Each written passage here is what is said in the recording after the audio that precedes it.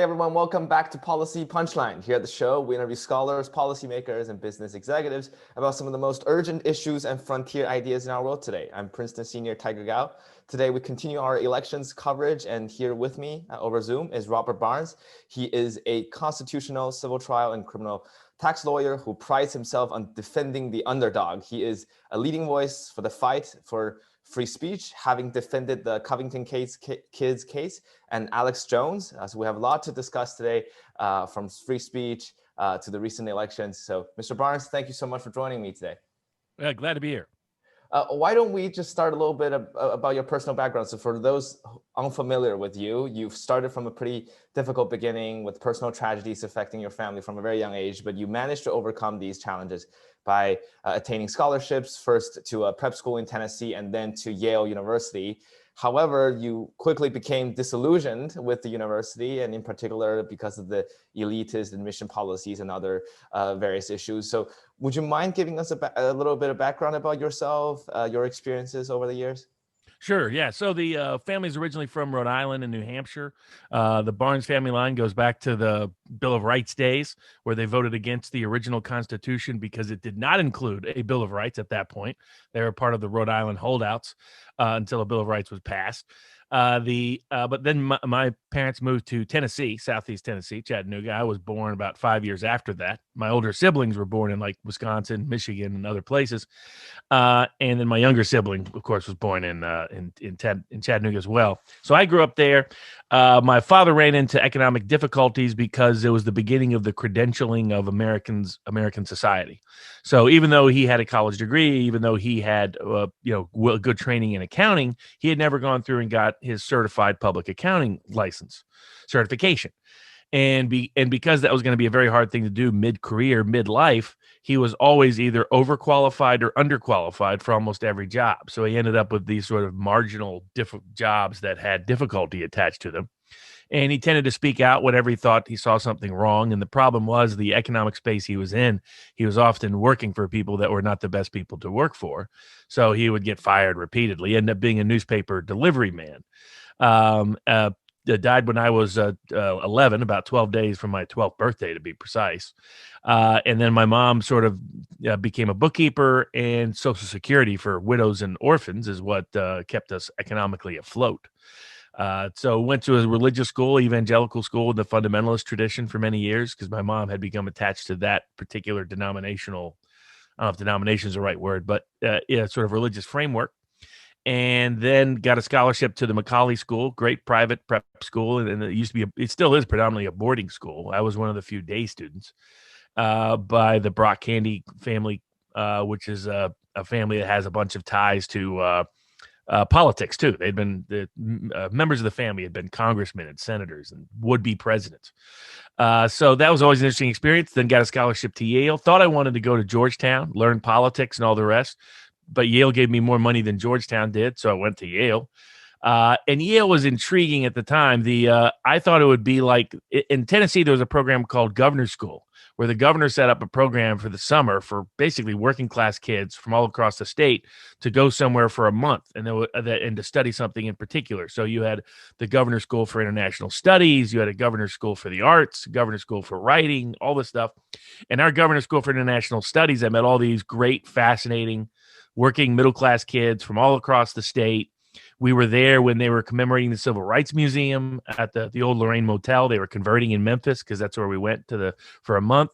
We got to see Maya Angelou, got to see Jesse Jackson speak in a black church in the same church Martin Luther King gave his last ever speech. And so it was I thought that's what Yale's going to be like. The Yale's going to be just a international version of my governor's school program. And I get there and discover, nope, no, it's basically kids that have been trying their whole lives to get to the Ivy League from New York, from the East Coast and the West Coast. Everything in between is kind of flyover country unless you're in Chicago. And so the cultural disconnect was massive, and I was totally unprepared for it. Though I found the first month great because I never went to class and discovered alcohol. So this was, so that part of it was great. But I realized the disconnect. I remember I went in to watch because I was there in 1997 was I'm sorry, 1992 was when I went there. So that fall, there was like a presidential debate. I went to the cafeteria on what's called Old Campus, where all the freshmen get together. And instead, they had Friends on. And I was like, what? And I didn't even understand Friends. I understand a little better now, but it was such a New York people, people don't have economic problems somehow, and they just sit around and tell funny stories or do funny things. I didn't connect to it when I was an 18-year-old kid. And so so that whole dynamic was like I was like, okay, they're not that interested in intellectual subjects exactly. I expected this to be an intellectual haven. It really wasn't. Yale Political Union was interesting in part, but it was mostly ambitious people who had grown up watching West Wing. And it was the beginning of signs. The professional class takeover of American politics was beginning then. I ran the Yale Political Union intern program in the summer for speakers in Washington, D.C. that summer. And it was more educationally about how everything was just about personal ambition. Nothing was about principle that I could see for the most part. And nothing was about, and a few people had a diverse life experience that could matter. And it was becoming increasingly clear we were about to start an era where we were going to be governed by a professional class privileged elite that was completely disconnected from ordinary people and whose intellect I completely distrusted. Used to be my joke about Henry Kissinger. I don't trust his moral compass, but I trust his intellectual capabilities. Watching my classmates be the future of power was deeply unsettling because I didn't trust their moral compass or their intellectual competence to make good decisions, because I thought they needed more diverse life experience to make that meaningful. But while I was at Yale, they decided I used to go to the Yale Library, and because the Yaleys didn't know it, but that whole library had been built by Masons who had been discriminated against in a labor strike, including leading to several of their fellow coworkers dying at the end of the 19th century. So they, to get their revenge, they etched into the sculptures inside Yale Library a bunch of sculptures that are mocking Yaleys. And Yaleys sit there underneath it having no clue that it's there 100 years later. And I found it great. I was like, this is my perfect environment. But I went around and I picked up the Yale Alumni Monthly magazine, and they were announcing in the monthly magazine that they were going to basically get rid of need-blind admissions, get rid of need-based financial aid, and a school that was already disproportionately born, to quote Jesse Jackson, it isn't the best and the brightest. Yale is the richest and the whitest. And so that kind of language, but that's what they were going to make it worse. They were going to amplify the problem, the cultural disconnect I personally experienced while there. And so I decided to form a protest group. Poor at Yale, Pay. That was a buddy of mine's. Real Diversity was the other name. We had like 3 different names. And it was a combination of people politically from all over the ideological spectrum, but we all came from lower income backgrounds. So Nick Adamo, who had grown up homeless on the streets of New York City, whose favorite thing to do was to sit at the table at Yale and just go to a random lunch table and start telling them stories about what it's like to be 5 years old and pray that the emergency room has enough extra seats that you can sleep in that night. Just to watch their horror, or their shock, or their surprise, or not know how to connect to them. And another buddy, Sam Ingersoll, who grew up, poor in the Midwest, had tons of great stories. There was a joke by the Yale Rumpus, which was like the Onion of Yale, that he was on higher up on the list than the Yale president. That he was like three times they passed over Sam in order to get someone else. So all these great guys. We started a little organization, started a protest movement. And the editor of the Yale Daily News, Dave Lionheart, now a economics editor at the New York Times, loved our story, so he put us on the front page of the Yale Daily News. What I didn't know at the time was, and it was educational about everything in the future. What David knew was that the entire Yale administration, they read the Yale Daily News daily to get a sense of what was happening on campus. That was their only real connect to what was happening on campus. Most Yale students did not read the Yale Daily News. And so it often, frankly, was not reflective of what was happening on campus. But he put us on the front pages, so he made us look like this huge protest movement when there's like 12 of us. But, he did the photo shot and everything else great. And we were great at distributing pamphlets and the rest. So we could look like we were big when we were really small. And so they ended up getting nervous and terrified. They had a meeting that I was actually 20 minutes late to as a 19-year-old kid. And I walk in, and every single dean of every part of Yale University is there. including the graduate school divisions. And I was like, wow. And I was sitting at the top of the table. I mean, I don't know whether it was intended or not, but that's where I sat down. So I was like, and I look back at myself and wonder, where did that kid's confidence come from? Because I sit down and just go boom, boom, boom, boom. And I'll never forget, one of the Yale deans said, money doesn't talk at Yale, money whispers, talking about admissions policies for legacy students, et cetera, which I thought was even perfect. I was going to steal that quote. So we built it and built it and built it in this movement. And their conclusion, and this is how I learned so much about politics and power in that 2.5 years at Yale, but particularly that 1 year, where what they did is first they were going to try to buy off the press by saying, yes, we see this issue seriously. We're going to have serious meetings. We're going to pay attention to it. Then they create a committee. The whole goal of the committee is to really bury the issue, but make it look like there's an independent inquiry and meaningful investigation. And then they buy off the key people individually.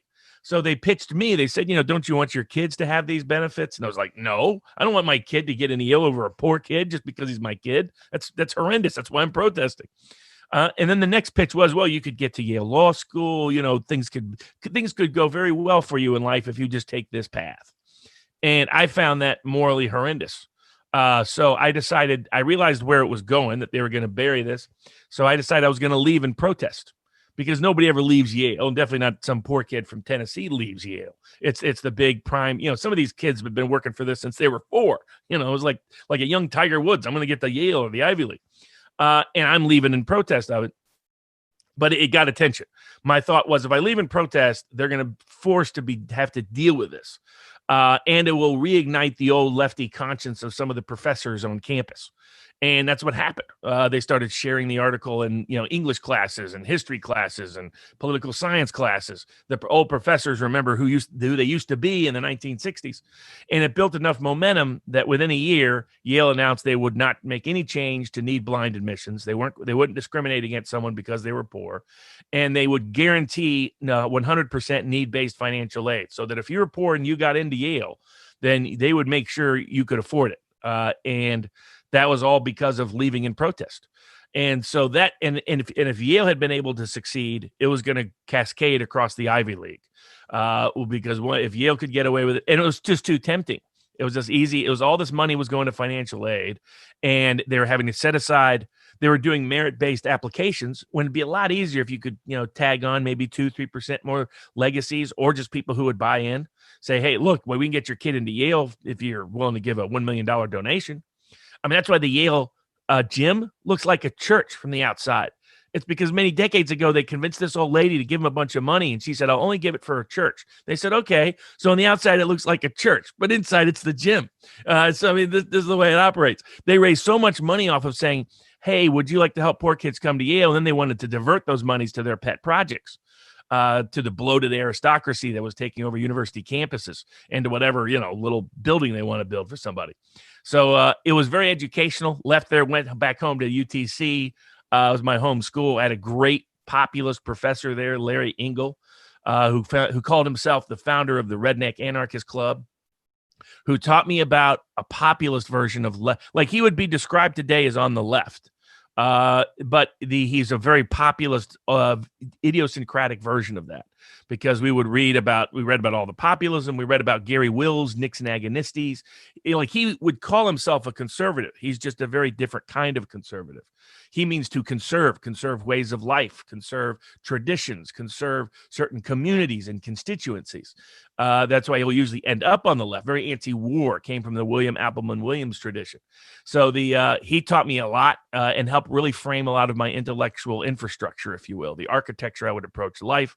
Then got a fellowship to the University of Wisconsin Law School, where they were teaching law in action, which was the idea was, don't just learn the black letter law.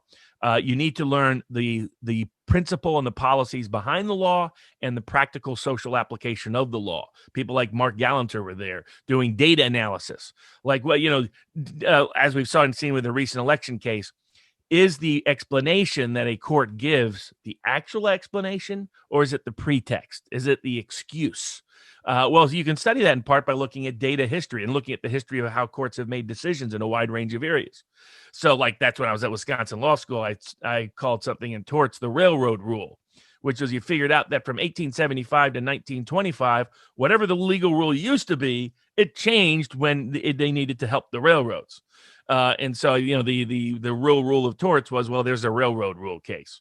That means railroad wins. However you get there, it's going from the conclusion rather than reaching a conclusion.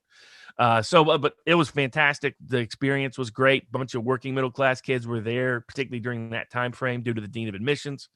And then from there, left and started the practice of law. Though while I was in law school, did a clerkship for an Indian tribe, which was fantastic. I still think their means and methods of justice are leap years ahead of ours. They got to meet with the elders, learned about all kinds of intriguing things about what your dreams might mean in their Native American tradition, the Ho-Chunk tradition in that case. Then clerked for a big corporate law firm. And I'll never forget what the lawyer said at the end at my exit interview, with which there's zero doubt about this. She said, "Robert, I think you'll be a great lawyer, just not a great corporate lawyer." And I was like, "Yeah, no, duh." No surprise there. As soon as I got out of law school, worked for a street lawyer, like a John. If people want to understand the law, I always say read John Grisham's books. They'll give you a real sneak peek at the real life of a lawyer in those different areas of practice. And we took every case that came in off the street, literally, hence street lawyer. Then worked for a public interest law firm. So in big banks, we were doing subprime lending before subprime lending litigation was cool. We were doing that almost 10 years before, 2001, 2002, 2003, suing for little old folks who were getting scammed by these deals, by these front operations, using holder in due course to steal massive amounts of money on Wall Street. And representing victims of domestic violence throughout Southeast Tennessee, small towns, big cities, rural areas, urban areas, suburban areas, you name it. I did that for about a year and a half, 2 years. Then went to work for one of the top plaintiffs lawyers in the country out of Wisconsin, and had a big lion's head as his ring. This guy was like right out of the King of Torts, John Grisham novel. But he taught me a lot about the practice of law in a short time period. Then hopped over to a boutique law firm of a buddy of mine. And then went out on my own about almost 10 years ago now, and did whatever cases I liked, whatever I found interesting, make enough money to support the team of people that work for me.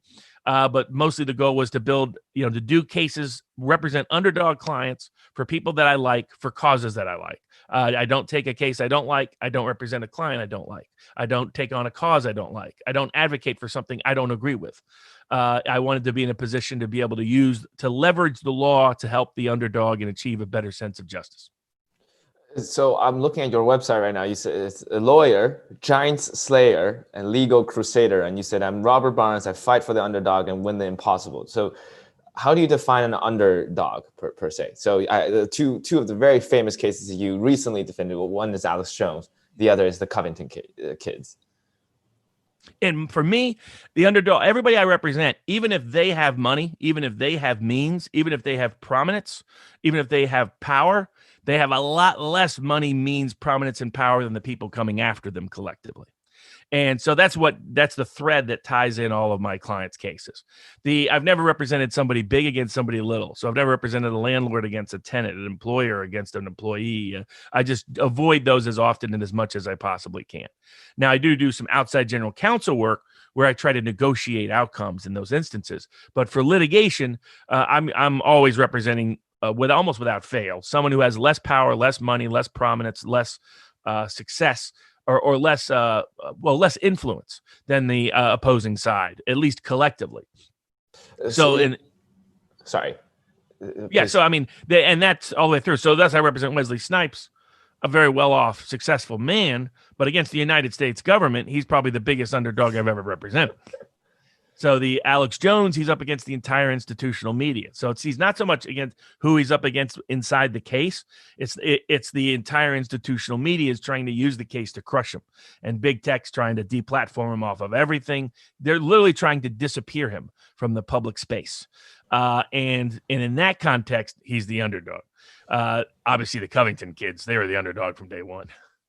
I see. So this is a perfect transition. Maybe we can talk about some of those cases. I know you gave a very beautiful introduction to your personal journey, and I think we should come back to some of those discussions about campus, free speech, the rise of the elitist class, and such and so on. But maybe we can start with the Alex Jones case. And so where did you see as an injustice there? You briefly mentioned that the media institution is really trying to deplatform him and wipe him from the face of the earth. Would you mind telling us a little bit more about the case from your perspective? Sure. So my sense was that Alex Jones was going to be the test case for who they could deplatform, who they could remove from the public square, and they were engaged in lawfare to achieve that objective. And so, like, for example, almost all the people that were suing him had never complained to him during the time period at all about anything they were suing him about. That they often wrote letters like a few days before they filed suit was it. And so you have a very unusual defamation claim. And it was your people filing suit who've never been talked about in many instances, people filing suit who've never complained before, never asked for a correction or retraction until the very eve of suit itself, and people suing without being able to prove any consequential damages from what they claim took place, and unwilling to settle the case in any sort of reasonable manner. And so when you have that kind of approach, that suggests that they are more being used as fronts to achieve an objective of someone else more than what you would typically or expect to see in a defamation case. Just to clarify, so there are people who sued Alex Jones for harm and defamation. Correct. So there's a group of them. There were some who filed in Texas. There were some who filed in Connecticut. At the same time, he was facing a sudden onslaught of copyright litigation out of the blue. And this is a guy who goes from never being sued for 23 out of 25 years of being on the air, facing no state suits, no federal suits, to facing more than a dozen legal actions or complaints within 6 months from all across the country. Is it because he became famous because of some of his well, and the thing was, opinions? he was still he wasn't much more famous than he had been before. The only thing that had changed was, I thought two things had changed. One was Trump got elected, and he was partially blamed for that in certain circles. But I thought the other one was I think that people with degrees of power got together and were looking at, I think in part big tech and other people, were wanted to deplatform, start the censorship campaigns after Trump won. That they never expected their platforms to be used in that way. Also, I think there was a desire of some of these platforms to build a model that would placate the Chinese government in terms of their getting influence within China, which was seen as the biggest growing economy. And so we already know now some of that, the Google projects that were going on about how they could manipulate algorithms to accommodate the government censorship efforts in China. I think that they wanted to employ that throughout the United States as well. And the question was, how? How do you go about doing so? And my view was that they were using Alex Jones. Either, maybe it was purely accidental, but it had the fingerprints of pre-planning. Somebody doesn't go from not being sued at all to suddenly facing a dozen suits in 6 months, in my view. So just to quickly roll back a little bit, I think I don't know too much about Alex Jones, and certainly not as well as you do, but he very recently appeared on Joe Rogan's podcast and, started a lot of backlash. But over the past few years, he's always been seen as this guy, the InfoWar guy, the kind of the signature guy for misinformation, right? He's the Sandy Hook denier. He's the person who said Hillary Clinton is running a pedophile ring from a pizza shop and things like that. So it seems that he has made some ridiculous claims out there, right? Such that the platforms felt the need to cleanse the misinformation in light of the 2016's harm. I think that's the institutional narrative. But I think the real narrative of Jones is that he's probably the most significant voice on the independent populist right. Most of his audience used to be politically disengaged. 2016 changed that. And I think it scared people on the left that he could actually get his audience to vote. You're talking about a guy who, according to the media's own polls, 30 million Americans have a very favorable view of Alex Jones. 3 million tune in every single week to watch him or listen to him. That is an extraordinary, and he's probably the most pure populist person within the press space.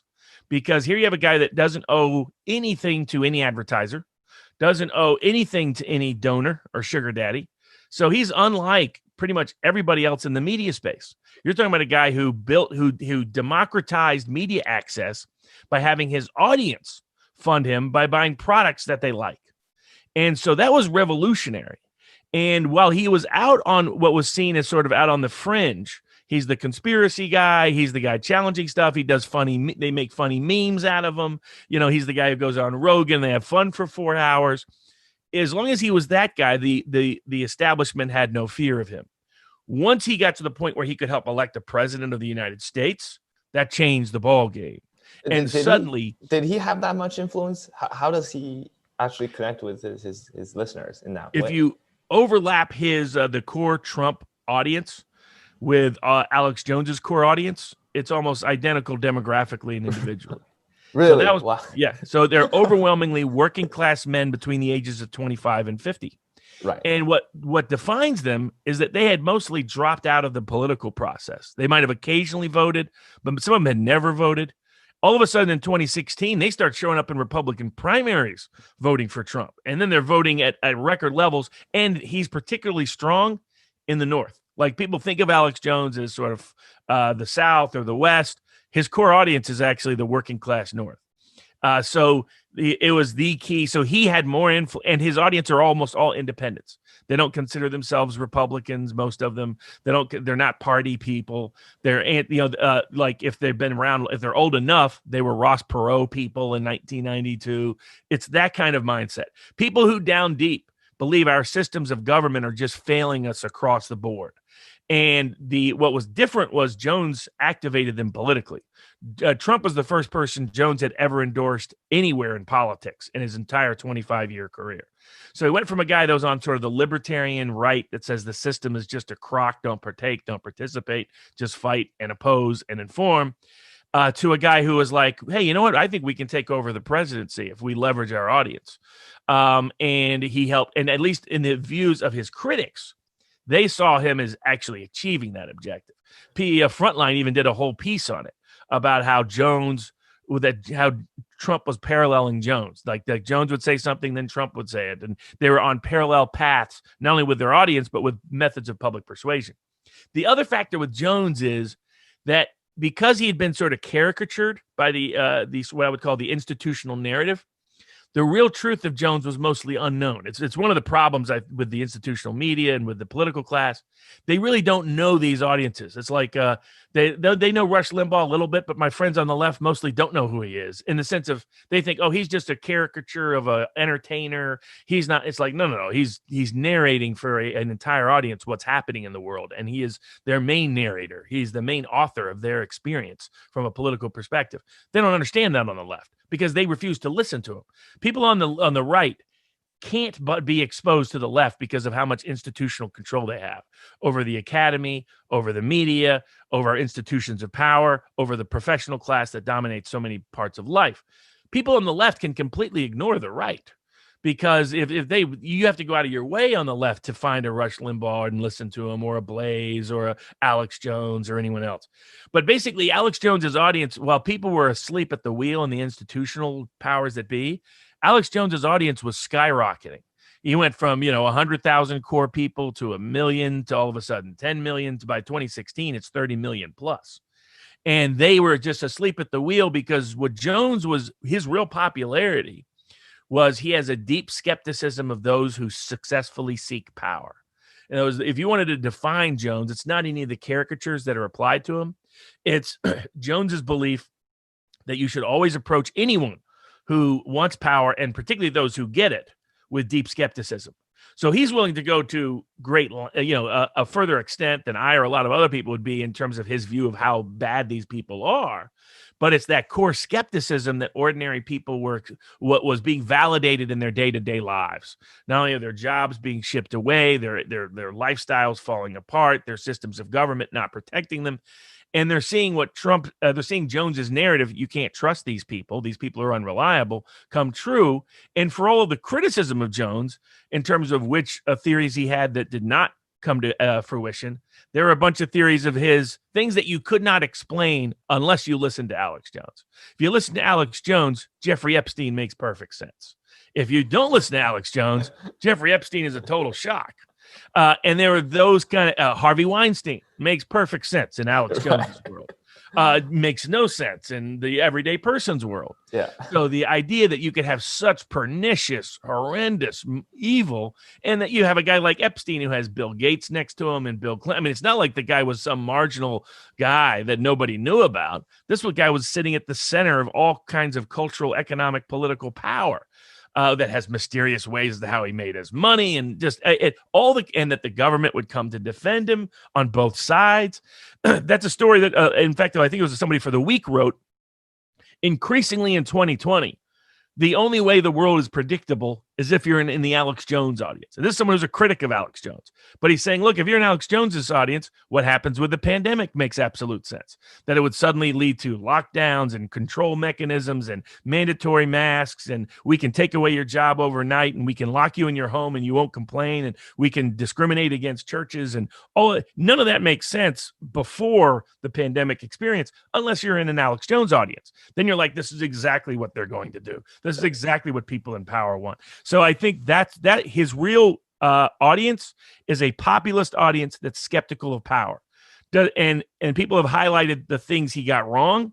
But I'll tell you what Alex Jones never did get wrong. He didn't get weapons of mass destruction wrong. He didn't get let's go to war on bogus reasons wrong. He didn't get Russiagate wrong. So there's a lot of things he got right that the powers that be, the most dangerous conspiracy theories of the last 20 years, have been the ones that led us into war and conflict. And that's come from the institutional media, not Alex Jones.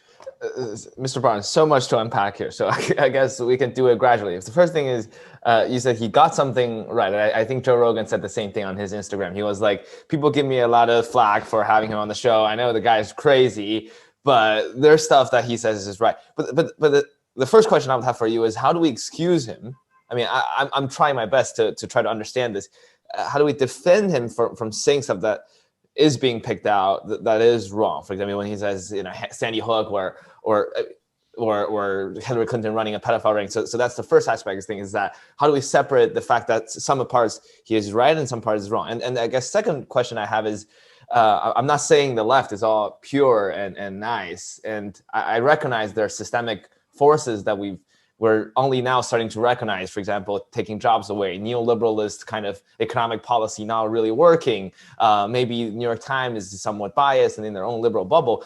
But is there a systemic organized force plotting against Jones? I mean, that's something I'm personally not yet seen evidence so far. I'd love to hear a little bit more of that. Sure. So yeah, two different components there. So with the I think with anyone, they can deserve, warrant, and receive criticism for mistakes that they make. And I have no problem with that. But Jones doesn't hold himself out as the New York Times. He holds himself out as, I'm the guy that's very skeptical of those of power, and I'm willing to assume the worst about them and believe the worst about them and say that they are capable of it. And some of the times he'll be right. Some of the times he'll be wrong. He's been more willing to admit when he's wrong than the institutional media has. I'm yet to hear. I mean, the people that lied into it, got us into Iraq war, have never apologized for it, and they still have positions of power. And to give an example, I mean, the other thing is to understand Jones' own perspective. Jones, in his own deposition, said he used to go to the most extreme thing right away. And only through the whole experience of the last 3-4 years did he start to realize, to find some balance. But understand, if you're Jones, you're a 17-year-old kid, you start out on a little ham radio, and the first thing you believe is that they're lying to get us into the first Iraqi war, that the incubator baby story you think is false for a wide range, because you come from this core skepticism about people in power, and you're seeing evidentiary flaws in the presentation. And then it turns out to be true. And you're one of the only people, you're a 17-year-old kid in East Texas who understands more about what people are being lied to than CNN, the leading global world station, saying, yeah, the Kuwaitis went in and they took the little incubator babies and bashed their heads on the ground. The kind of story that if you listen to, you should probably be skeptical of, but our institutional media wasn't. Our senators weren't. Our leading government people weren't. Just a 17-year-old kid in East Texas was. And was one of the, and so if you lived his experience, you get constant confirmation from your deep skepticism of the system. You're out there telling people that what happened at Waco wasn't the official story. We find out later it wasn't. The official story was wrong. That what happened at Ruby Ridge, what the government did, the official story was wrong. It did turn out to be wrong. So he's getting confirmation after confirmation after confirmation. And then you have 9/11 and everything associated with it. And that's what would put Jones on the public map. He was a deep skeptic of the government's narrative about 9/11, and at least parts of the government's narrative about 9/11 with books and movies series like Looming Tower have shown that there were red flags in the system that were not caught for whatever reason. So from a Jones perspective, and then you have things like Operation Northwoods. So you're a 17-year-old kid and you're saying, hey, the whole system has been capable of this. They've been planting false flags and whatnot. And this is what you believe about the world. because some of your family were in the military before and special ops, et cetera. And then all of a sudden, 1998, the government releases what was proposed back in 1960. And you see, and like, I remember when Jones first told me about this, like, there's no way that's true. And then I look it up, and there it is, Operation Northwoods, our Joint Chiefs of Staff recommending to the President of the United States, then President Kennedy, that we stage false flag events and kill actual Americans so that they can blame it on Cuba and invade Cuba. And stage it, and you're like, hold on a second, you have to read it like over and over and say, no, that can't be right. No, and yet I was like, and I went and double checked. I was like, I got to make sure this is a real document. This isn't somehow, but no, people can Google it, look it up. Operation Northwoods. It's insane what people in power are capable of, and that's why my view is, yeah, Jones is going to get some stuff wrong. We know that in advance, but I want to hear that skeptical version in the court of public opinion, because if there's something really bad going on out there, Jones is going to be ahead of the curve at telling us about it. So I don't have to agree with him. I don't have to embrace it, but I want to at least know that perspective so I don't miss it. And you want to defend his right for voicing those opinions and at least preserving the existence of such opinions in the public square. Exactly. So my view is we should be the guardians of accuracy, not any institutions. But people would say that's misinformation. He is spreading viral information. He's an anti-vaxxer. He's saying things that are hindering progress. How would you respond to that then? That's what the court of public opinion is for. Make that argument, make that pitch. But what I don't want is to keep people out of the public square altogether, because that's always going to net negative. Well, once we have to directly deplatform him, that would be a step too far. So I want to be able to walk into that public square and hear every opinion. And I want to be the arbiter of what's true. I want to be the arbiter of what's right. I don't want some institution. I don't want Big Brother to be the arbiter of what's true. And I want the Big Brother to be the arbiter of what's right for two reasons. One, we've learned the whole idea of free speech is that the best way to actually come to truth is an adversarial process where all the opinions are heard and the audience gets to pick what's true and what isn't. The second is we've let an institution decide truth, that has never turned out well, not for truth, not for anything. Sure. So maybe we could talk a little bit more about public square, because right now, Facebook, Twitter, the social media is essentially the public square. And the public square has two features that are very interesting. One is the network effect. It's sprawling. Everybody can have access to it.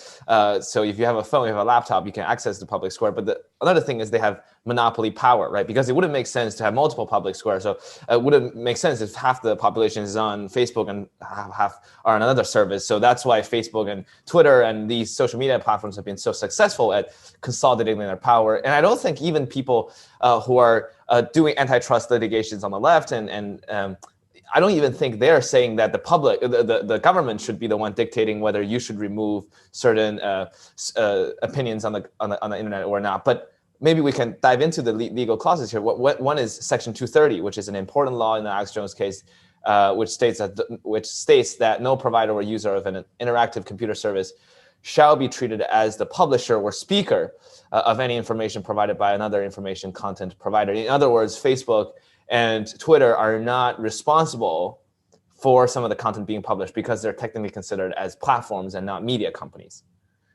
Correct. And I think the original idea behind Section 230 was a good one because it was necessary to allow these platforms to expand. Because I was recently on the podcast with Jordan Belfort, the Wolf of Wall Street. Yes, I listened to that. And it's fascinating. I had forgot that he was the whole reason why Section 230 came about. Because he had sued a platform back during his, it was because it was his company, Stafford Oakmont.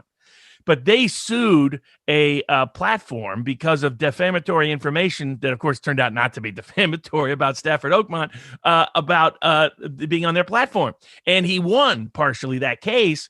And a senator who hated him said, this is outrageous that this guy can sue a platform. We needed to start doing a law to immunize these folks. And that was the birth of Section 230. And what was good about Section 230 was we do need places where platforms can be treated as neutral platforms that are not responsible for the content on their platforms. The difference was what happens when those platforms become monopolies and choose to become publishers.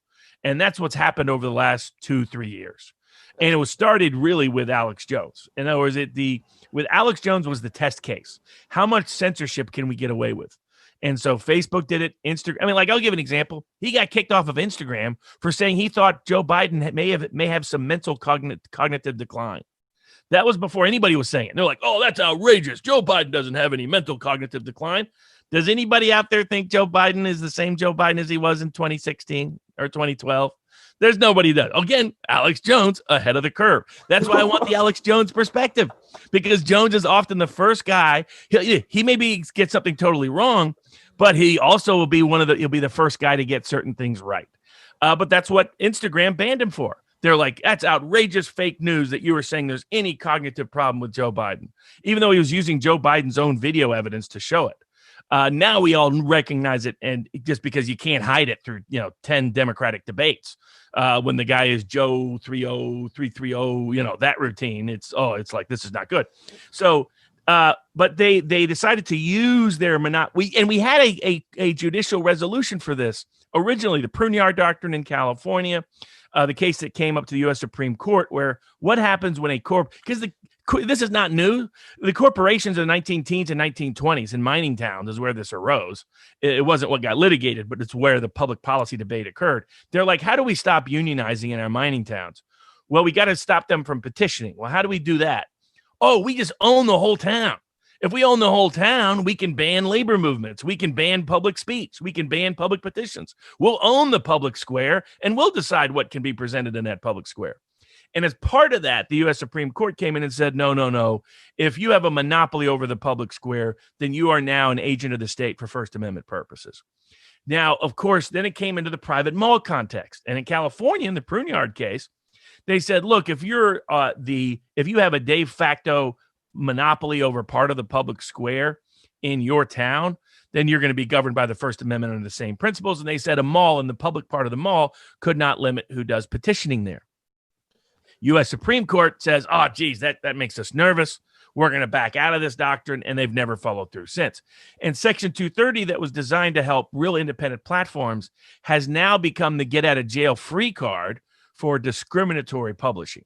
And because clearly they're censoring now. I mean, now you can't even discuss on YouTube fraud in elections, unless you fit within certain exceptions. And they define it so broadly, it applies to past elections. So now you can't talk about 1876 apparently on YouTube because we're supposed to say there's never been fraud in the history of American presidential elections, which is just that's what happens when we allow one source, Big Brother, to be the person to govern what's true and what's not, govern what's allowed to be spoken and allowed to be heard and what's not.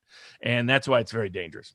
Could we talk a little bit more about, I guess, the ideal state of public forum regulation? What would be your version? Because to be honest, my opinion on this has been shifting, back and forth. So for example, at the beginning of COVID-19, I looked at a lot of the misinformation online, and I was like, we should totally step in and ban anything that says you shouldn't wear a mask or vaccines don't work. You should totally ban those. Twitter should do that. But on the other hand, I was like, but wait a second. But there was initially an institutional failure because even some of the credible sources, the Surgeon General, whatever, were saying don't wear a mask. Maybe sometimes for good reasons or motivations, and we can set that aside. But it seems that there were actually small pockets of people that were considered as misinformation in the beginning who turned out to be quite helpful because they were helping distribute certain medical facts. So yes, my own position has been shifting on this, but it seems to me that the platforms have been showing good faith, right? That they've been trying to figure this out, how to regulate misinformation, even with the Hunter Biden story that came out a couple months ago. So what would be your version of, I guess, regulating or policing the internet? So I think it's two components there. I think my view is the First Amendment gives us manageable standards. And my argument with Twitter's lawyers several years ago when I brought suits against Twitter was you could incorporate the First Amendment into your terms of service. And the advantage is the First Amendment doesn't protect obscenity. The First Amendment does not protect child pornography. The First Amendment does not protect imminent incitement of criminal activity, such as certain kinds of terroristic planning and the like. The First Amendment does not protect stalking. The First Amendment does not protect harassment. So you could incorporate, and the utility of it is we have 100+ years of rules. So they don't have to recreate the wheel. They just have to say, as long as your speech complies with First Amendment standards, we won't exclude it or censor it. If it doesn't, you give us the authority to do so. And the reality was they wanted more power than that. The media wanted big tech to use their platforms as gatekeepers and to be what Eric Weinstein calls the GIN, the gatekeeper institutional The gated narrative. institutional narrative. Eric Weinstein. Exactly. Yes. And I think and what it is big tech. And that's why there were all these media hits on big tech. That's why Soros was shorting their stock. There was this massive collective pressure that said, you guys need to use your power so that people understand that they should only be listening to, quote, authoritative sources. You know, the New York Times, CNN, whomever. Even though these sources have a longer history of causing more problems with lies that they've propagated, particularly in the context of wars, than anybody. I mean, nobody's worse than the New York Times in that regard. I'll put up Alex Jones against the New York Times in the sense of consequences of inaccurate information any day of the week and twice on Sunday. But my solution is a different one. If you and it's the old Supreme Court solution from both California and the Prunier Doctrine and the prior one, the U.S. Supreme Court case, the name of which is currently evading me. But it's if you become a monopoly over the public square, you abide by First Amendment standards. And what I told Senator Hawley several years ago was I said what should happen is amend Section 230 to make it a carrot rather than a stick. And the carrot is you will have all of this immunity as long as if you are you have monopoly power, that means at least 70% of that particular space within the economy.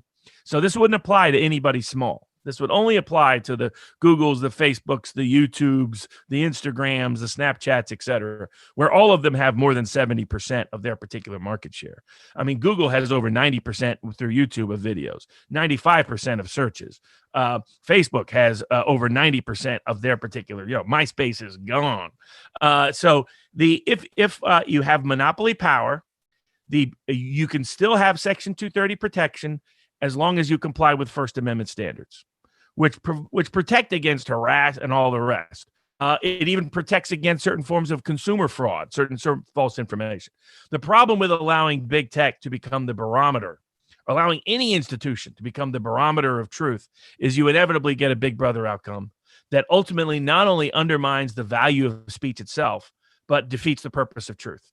Because sooner or later, as you know, the World Health Organization got stuff completely wrong consistently. One minute they said, "Don't worry, this can't spread from person to person." I mean, maybe the worst ever statement made about a public health pandemic ever. Don't worry, Everything's fine. This can't spread between people. COVID-19 can't. I mean, does it get worse? Imagine if Alex Jones had said that. They would have tarred and feathered him already by now. Look at this crazy guy. He says that COVID-19 can't spread between people. They would have locked him up in the cellar of the Tower of London by now. But it was the World Health Organization that said that to the world. And so we don't want these people telling us what true is. Down deep, free speech is very little democratic. I trust you, the audience, you, the community, you, the public, to decide what's true. I'm not going to tell you what's true. You get to decide, and that's the best way to go about it. So I think President Trump also said that. He was like, I'm just tweeting this, and then the public can decide whether.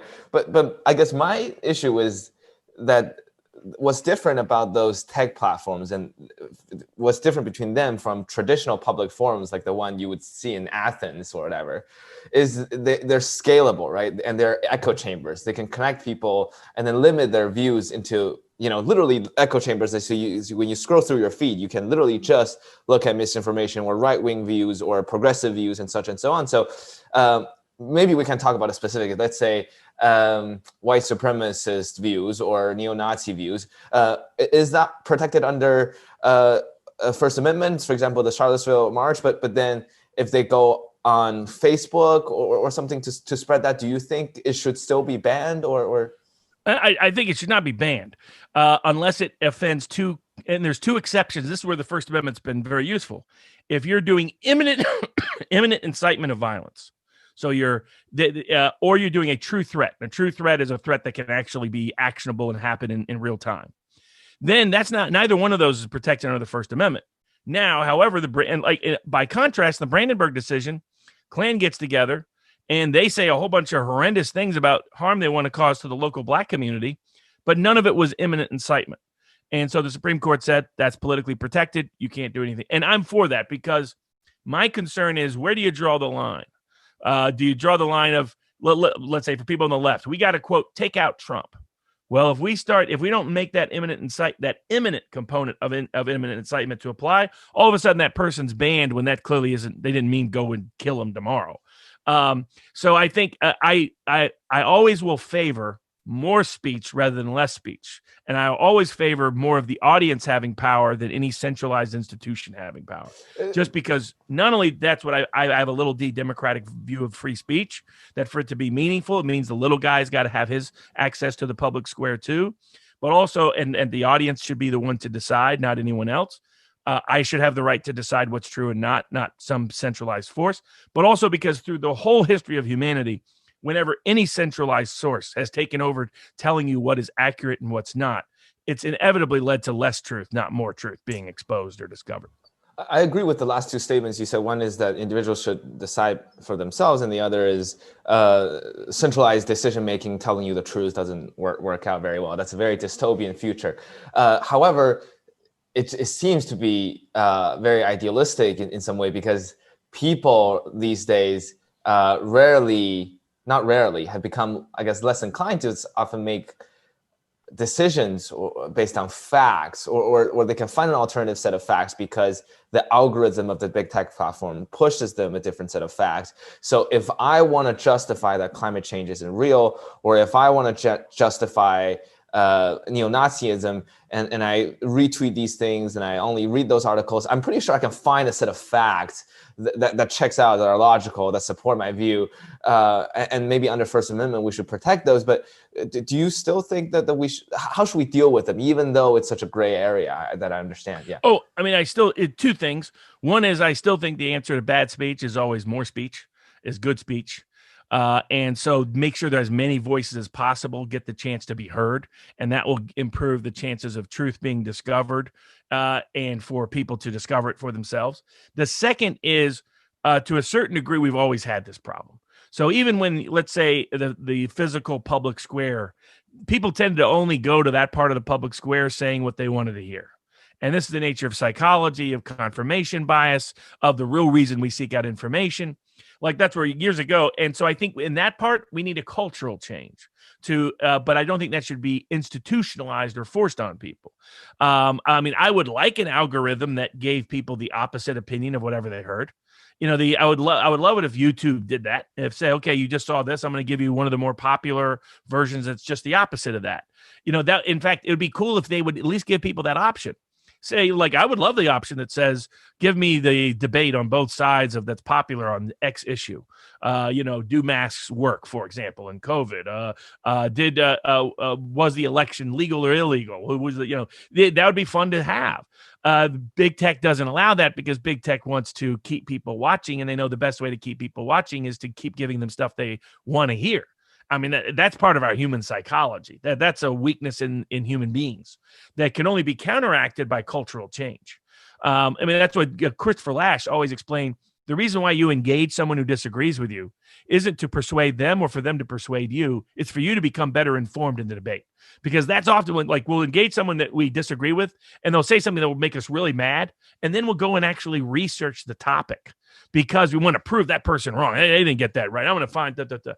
And that's when we get there. Then we become, at a minimum, more informed. Sometimes we change our minds. Someone's like, well, golly gee, I turned out to be wrong. So that's why engagement is very valuable. Unfortunately, the real reason big tech doesn't encourage engagement and wants echo chambers, it's because it's how they keep people's eyes on the platform. The profits, shareholder value maximization. But Mr. Brown, it sounds like you and New York Times are very much on the same page. It's just like we need to foster better cultural discourse. Journalism is for the point for informing people with better facts so that they can make better decisions for themselves. However, I guess part of the very earlier, my second question that I asked you that we haven't really dove into, which is, do you think there's a systemic force behind, quote unquote, the left or the institutional narrative that are trying to suppress conservative voices? Because I think there are facts, some data point that says 7 out of 10 trending misinformation articles are far-right conservative articles on social media. So it's hard to call them victims when they are the ones dominating the misinformation problem. So there's been a very long debate, every time the big tech executives go on Capitol Hill, they get grilled on whether the big tech are actually suppressing conservative arguments. So do you think there's a group of people getting behind closed doors and say, we need to do this? I think, well, you can have systemic mechanisms. So here's how I tend to interpret systemic mechanisms. I look at just what evidence we have in a particular circumstance. So take Alex Jones. What I can tell you in Alex Jones is he went from never being sued by anybody to suddenly being sued by people from all across the country on a wide range of claims in both state and federal court for things that had never bothered them before and that they'd never complained of before. Historically, when I'm defending or representing people, that's usually the sign of a systemic legal campaign. That's a lawfare campaign. That's somebody helping to organize or orchestrate an effort to do so. Now, and when I was part of the plaintiffs' bar, we did that all the time. And we had, I guarantee you it was systemic. What happened against big tobacco wasn't an accident. What happened against certain car manufacturers wasn't an accident. What happened, all those was because we get together and look at who's a good target, how do we get them? And, unfortunately, in plaintiff's bar, the real truth of the matter is you start off with who's got the money. You don't start off with, what's the most justice. The reason why I quit being heavily involved in the plaintiff's bar, it was all about money and very little about justice, in my view. Sometimes the two combined in a great way, but it was almost accidental whether they did rather than intentional. But those were clearly, in my experience for the legal system, when the government comes after you, you'll see the systemic ties because it is a systemic plan. Okay, we want to criminally, we think this person's involved in crime, we think this or this organization, and they'll be coming at you. So what you learn to do is to look at the evidence you can gather. Like years ago, Seth Cohen was looking at buying the LA Dodgers before he bought the New York Mets. Some people who wanted to buy the Dodgers wanted me to investigate whether Cohen was under criminal investigation. And so I looked at the same tea leaves and I said, there's no doubt about it. And for people who don't know, the character in Billions, that's all about Cohen. By the way, don't take, both he and his, it's a lesson of he and Steve. Don't tick off your ex-wives. Just word to the wise. Steve Wynn's ex-wife waited long enough to knife him in the back, and the same thing happened to Cohen. So ultimately, and by the way, Cohen defended himself the way the Billions guy did. That's why he never got indicted. That guy is one sharp son of a gun. A lot of people around him got hit, but he managed to keep those magical returns on his hedge funds and never get criminally prosecuted, despite his ex-wife ratting him out. But I was able to look at it, and then 3 years, I said, yeah, he definitely is. They're trying to get him, but they may not get him. Preet Bharara is just like the original beginning of that Billions character. He's a total wuss at heart. He didn't want to go after anybody he could lose against and get humiliated. That's why people think there was some sort of corrupt deal as to why Bharara never hit anybody big on Wall Street while he was the Southern District of New York's U.S. attorney. No, it's because the guy's a wuss and is terrified of losing. But what is from all of those legal experiences, I've learned to look at what are signs that there's a systemic effort, that someone's really targeting either your client for criminal prosecution, that there's some economic adversary targeting them for civil litigation or some other like a lot of my clients' criminal cases, they arose out of disputes with their ex-business partners or their competitors.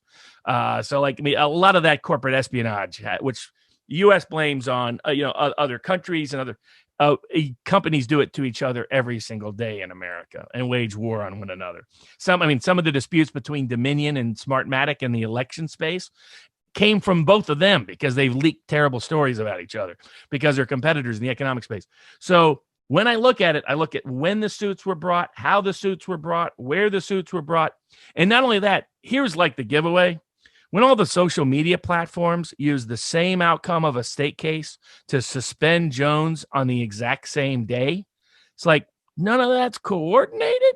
That's where now, does it mean there's like a George Soros is in a room and he's meeting together and he's telling? No, I'm not saying that. What I'm saying is you have a group of people who have a shared view of the world, who I do think are cooperating at some levels, who are weaponizing their tools of power against Jones because they think Jones is, in their view, a threat to society or to truth or whatever it is that they want to say. But I do think Jones was the victim of a coordinated attack, no doubt. So I guess as a follow-up, talk show host Joe Rogan, we kind of brought him up a couple of times. He's well known for hosting very controversial topics. And a few weeks ago, I was listening to this clip by Eric Weinstein, who you brought up, and Lex Friedman, who is a MIT scientist and also hosts a very famous podcast. And Eric Weinstein says Joe Rogan is under attack, and that anybody who's come near Joe Rogan's circle always ends up in some bad place. And Joe Rogan has done tremendously a lot for his friends to protect them. And that video amassed like 500,000 views in a couple of days. And I was listening to that. I've been hearing, so I listened to a lot of Eric Weinstein and Lex Friedman, Joe Rogan, all these people.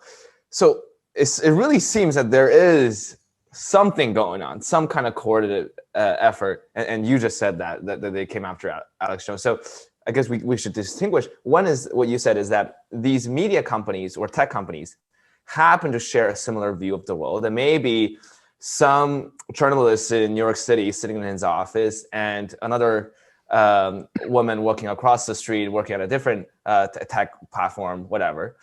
They happen to look at the same cases. They happen to stumble upon the same issues. And then the compliance departments talk to each other and then they decide to band it together. That's a very different kind of situation than Zuckerberg, Bezos, Soros. They all got together and they said, these people like Eric Weinstein, Joe Rogan, and Alex Jones are about to have a revolution against us and bring us on the guillotines. So we have to use some way to take them out. Those are very different, right? Yes, agreed. I think people have a tendency to believe that something cannot be systemic unless it's centralized and hierarchical or organized. And that's why I say that's not really the history of any kind of conspiracy or bad action. It's just, I call it cotton ball culture.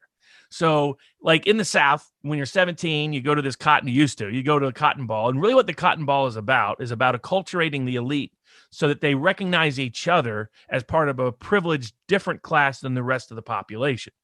And then you don't need them to conspire to oppress the interest of working class people or labor unions or African Americans or whomever it may have been over time. They already know, okay, we have a shared sense of a shared place and status and and that's going to help us have a shared view of the world. And then when each of us have power, we will leverage that power to protect our status or protect our view of the world. And you don't need them to sit in a room and go to the country club and, have secret discussions to do that. You just have a shared perspective, a shared viewpoint. It's how cultural change happens. It's how, like, you look at some of the horrible things that happened during communism. And they didn't necessarily get in a room and said, let's go screw this dissident over here. It was a culture that said, that's heresy, that's dangerous, I must suppress it. And enough people in power shared that to make it systemic. And so that's my view of what's happening in big tech. It's that you have now you have Holly, who found that they were actually sharing a board where they were commenting on getting rid of certain people, but with Facebook and Google and engineers both on that. So there you have coordination of what criminal lawyers would call a conspiracy. But my view is you just have a culture. You don't need a conspiracy to effectuate systemic change. And the culture of so many people with power, you just need enough of them to have institutionalized power to make it systemically effective and impactful. And that's what I think most things are. I think like most things that people attribute to a conspiracy of a group of people, I attribute to a culture of people in power who happen to share the same perspective. That's a very powerful point because it goes back to your very first point brought up at this interview. When you were at Yale, you saw the rise of the elite class and how this soon-to-be ruling class share a very different view compared to the rest of America. So in your view, if I understand this correctly, it's saying we have a culture where certain groups of the people in powerful positions, and they don't have to be CEOs. They could be New York Times journalists. They could be an engineer at Facebook who are paid very well and they're very well off. But because they make certain decisions, even at middle level or low level decision-making apparatuses, and they happen to share a shared worldview and have a culture of really feeling whether Alex Jones is perpetrating some injustice, where they feel an obligation to rule out certain parts of the society for the better, for progress. They therefore subconsciously or kind of inadvertently come together and end up having a lot of the ripple effects that we're seeing today. So that's what we would call the institutional narrative. So Exactly. rather than a They're top-down all one. reading off the same script that they all wrote together. Like going back to like Jung called it the collective unconscious. You know, how do you have a 6-year-old in Brazil and a 6-year-old in Austria do the same kind of drawing to describe their trauma that they're experiencing when neither one has ever met each other and it's not a shared universal image? And his view is that it's because they're on the same wavelength, if you will. He literally believed, you know, the mind and had waves and whatnot. But basically, it's everybody can be writing the same script if they've been told the same story. And so that's what I think is effectively happening. It's where I agree with the left when the left talks about cultural institutional power in the areas of race, in the areas of gender, in the areas of narrative. I think they're partially correct. That's how actually power is implemented. Is a lot of people who share the same story who want to see the same script happen. I disagree with where they take some of their interpretations of the past and the present, but I think that method, that mode of interpretation is actually useful to understand how power really operates. And I think that's what's functionally happening. And so and I think that's my broader concern. And I think what I've been telling people is that we've had a massive class conflict that's been building for decades, of which Trump is just an expression. And we have a lot of working and middle class people who have one view of the world from their lived experience that's very different from the professional class that has increasingly seized power, using credentialing and licensing as a means of getting access to power in the first place, controlling everything from human resource departments to who gets scripts and who gets directors and who gets acting gigs in Hollywood. You know, it's such that I should not know right away if I tune into an HBO or Showtime show what the political preference of its authors are going to be, and yet I do. And it's like that's the power. That's when there's cultural hegemonic influence of a particular mindset that's actually very contrary to the one in blue collar Iowa. So it's like saying in economics, over the past 30 years, capital has completely destroyed labor. Yes. Or in your view, it's like saying the left has taken over, whether it's the business. I mean, I think 20 years ago or 10 years ago, top 10, top 50 Fortune 500 companies were run by a lot of Republicans, conservatives. Now it's centrist Democrats. Media companies are all mostly run by Democrats, such and so on. So it almost seems that the cultural discourse has shifted towards the left in some way in certain circles. And that is the source of polarization, where the large swath of the working class population in America felt kind of helpless and didn't really know who to listen to. And Alex Jones and Joe Rogan and Rush Limbaugh. Yes. All of them are. I've been telling people the institutional media is like they think Alex Jones created his audience. They think Rush Limbaugh created his audience. It's the CNN that created the audience. Absolutely, it's all of them. It's like they have created. What it was is there was this big thirst and demand for something different than the institutional media because they were rebelling against it because the institutional media was rebelling against them first. The institutional media started having a cultural, social, political mindset that was directly opposite their perspective from their lived experience. So they went out looking for an Alex Jones, a Rush Limbaugh. It's like I was always struck by the media who thought if we just get rid of Trump, people will come back and respect us again. It's like, no, Trump is channeling their dislike of you. He's not creating their dislike of you. The reason why he got elected we had a reality TV star become president of the most powerful country in the world. There should have been a wake-up sign to the political class. Oh, maybe we're not doing things so good, and people are so ticked off that they're going to let out a primal scream in the name of Donald J. Trump. But instead it was, no, Donald Trump must have somehow secretly created this. And it's like, no, or maybe the Ruskies did it. I was like, that isn't how this happened. And they still won't come to terms with their own, they are still in the let them eat cake world, that they still don't understand. I mean, why that phrase is still so popular with us was because of how the deep disconnect between the royalty and the population they were supposed to be governing and taking care of, who think, oh, if we give them cake, then they'll be happy because when I have cake, everything's fun. It shows like, okay, no, that's not the problem. The same dynamic is here. And they're making it worse. YouTube saying you can't talk about the election. That's going to make far more people distrust the election results. It's not going to lead to increased confidence. They're going to be like, why are you scared of me even hearing somebody's point of view on this? And so they don't understand this. I think it's part of a safe space culture that's been ever since the kidnapping scares of the late 80s and early 90s. Parents, particularly in the professional class, protected their kids. You had to go on play dates. You couldn't just play out in the streets. You couldn't even imagine like a 1920s New York City where you got kids running around neighborhoods with God knows who, happening in the 1990s. And then they go to college and they got safe spaces there. My niece went to Tufts, where there's 97% of the students all agree with each other, and they still had 38 different safe spaces. I was like, who do they need a safe space from? I mean, they all agree with each other. So it's that kind of mindset and mentality. And when I meet young lawyers, they can't even handle debate or disagreement. I learned not to do it because, like, I'll break the fragile identity or their self-image. Like, holy moly. So we've taught people to be weak and impotent. And that if somebody disagrees with us, that means they're evil and they should be censored and they should be kicked out of the group and they should be thrown out of class and they should be dismissed and that the powers that be should rush in and punish them for it. It's totally opposite the American experiment. It's totally opposite the First Amendment. It's totally opposite who we're supposed to be as Americans. It's totally opposite Enlightenment principles. And I think that's what we're just seeing the ultimate culmination and expression of it. And they don't still realize that it's their disconnectedness that is the source of the rebellion. The rebellion is not the reason for the disconnectedness. Mr. Barnes, just to quickly reiterate that point, I mean, you quickly mentioned the rise of, I guess, intolerance on campuses.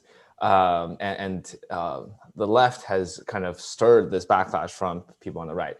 But one worldview that I've been presented with, especially during the Black Lives Matter protests over the summer, and even with issues of climate change, is that people on the left, a lot of my friends in Princeton, would say, because you and I disagree on such a fundamental issue, such as whether Black Lives Matter, such as whether climate change is real, because we disagree so fundamentally and because those issues are so important, I just cannot talk to you anymore. Or if you can't even realize that, if we're not even in the same shared reality, it's not even genuine discourse anymore. So they would often feel that people on the right or a lot of the narratives on the right are insincere, are not good faith debates, and are just fundamentally wrong and not based on facts. Well, the sarcastic side of me wants to respond with, why are they rejecting my lived experience? And why are they being prejudiced? In the sense that that's their you can't say everybody's lived experience is of equal value and then turn around and reject the lived experience you don't like when it produces a certain opinion you don't like. It's one or the other. But I think more fundamentally, it's a misapprehension of how truth is discovered and how change occurs. The truth does not get discovered by hiding in a basement, and justice does not happen, and change doesn't occur by failing to try to persuade those that disagree with us. We try to persuade those who disagree with us because, one, it educates us primarily, but secondly, it's the only mechanism or means or method by which change is going to happen anyway.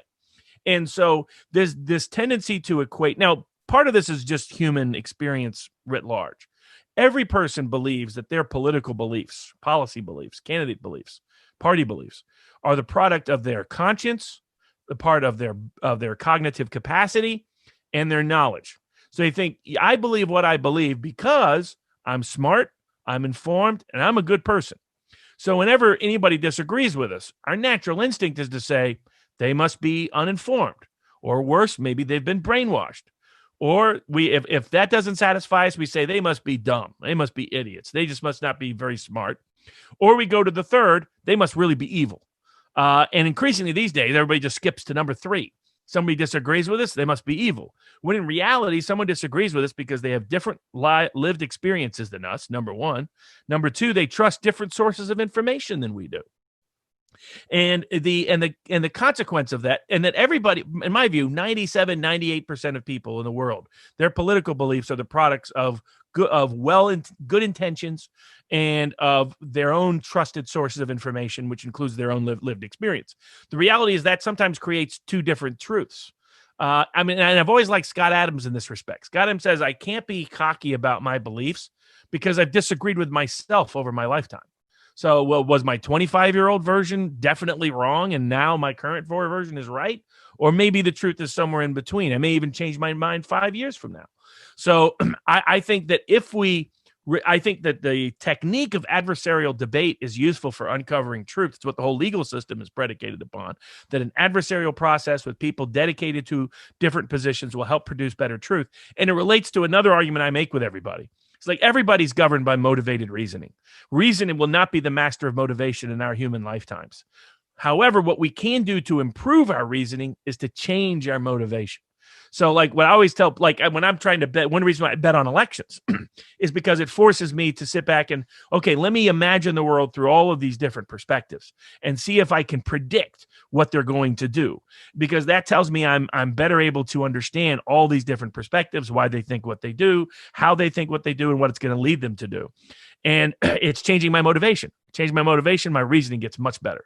And I recommend it for everyone else. That's the whole theory of the law. The whole theory of the law is, I'm going to give you, lawyer, a motivation to argue that position. And I'm going to give you, the other lawyer, the motivation to argue the opposite position. And by doing so, you'll both have the best reasoning from those perspectives. And from the adversarial process, we'll have the best chance to know what truth is. And I think that should be applied universally. And that's why the whole cancel culture, safe space culture, big tech, big brother censorship, these things coming back into vogue terrify me, because the great benefit of the human experience and the American experiment is independence of thought, freedom of speech, freedom of expression, debate, discussion, and dialogue. All of that is lost if we live in a statist, censorious society. I guess, would you say that there is inherent value to the existence of even what some would consider to be extreme opinions, someone like Alex Jones? So in other words, maybe the substance, so I guess you are making the argument that even his substance has a lot of value because he does show you a lot of those things. But even if you don't agree with his substance, even if you are someone on the left or someone who completely thinks he's a fraud, then there's still an inherent value to his existence just because he creates some kind of a contrast to the shared reality that you are in. So that's what you're saying. Yeah, exactly. Both of those. One, I want to hear all the different opinions, because through that is the best way to discover truth. But also, as a matter of humanitarianism, I love it when the little guy, no matter how crazy they may be or may appear to be, has a platform in the public square, because that's a reflection, in my view, of their humanity, respecting their humanity. We're respecting every individual's right to have an opinion, the right to express that opinion, the right to share that opinion, because that's a respecting of their individuality. It's a respecting of their humanity. And so to me, humanitarianism must respect everybody's opinion and give everybody a voice. Doesn't mean they all have to have a microphone or a megaphone, but nobody should be excluded from the public square. And while I distrust that for tangential reasons, once you start excluding people from the public square, truth is less likely to be discovered. My right to hear them is being interfered with and impaired. And I think that the adversarial process is the best way to discover truth. I think also, just even if it had no other value, the ability to let a person speak their mind, speak their truth, as the left would say, that's where I agree with them. That act has humanitarian value, because part of being a human being is having an opinion. Part of being a human being in a civil society is the chance to express it. And that's why I reflect it, and it reflects humanitarianism to allow everybody a day in court and a day on the public square. I guess, Mr. Barnes, would I be fair to characterize that you are someone of a conservative view or someone of the right relative to the political spectrum? Or I would say populist. So that's where I have a very admixture of beliefs. So I call myself a populist constitutionalist. So that's the combination. That it's my own little label applied to myself that probably best explains and predicts what others might see as conflicting opinions. Contrarian. Like, when I was a freshman at Yale, we were given these articles to read, and they were mostly supposed to be teaching us how to argue and how to write.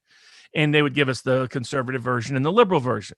And I would always write a third, totally my own version. And I kept getting bad grades. And it's because my analysis didn't fit. I was supposed to be either left or right.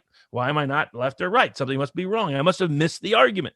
And my teacher at the end pulled aside, like, you do the best in class in arguing. Why are your grades like this? Because the TAs, of course, were doing all the grading.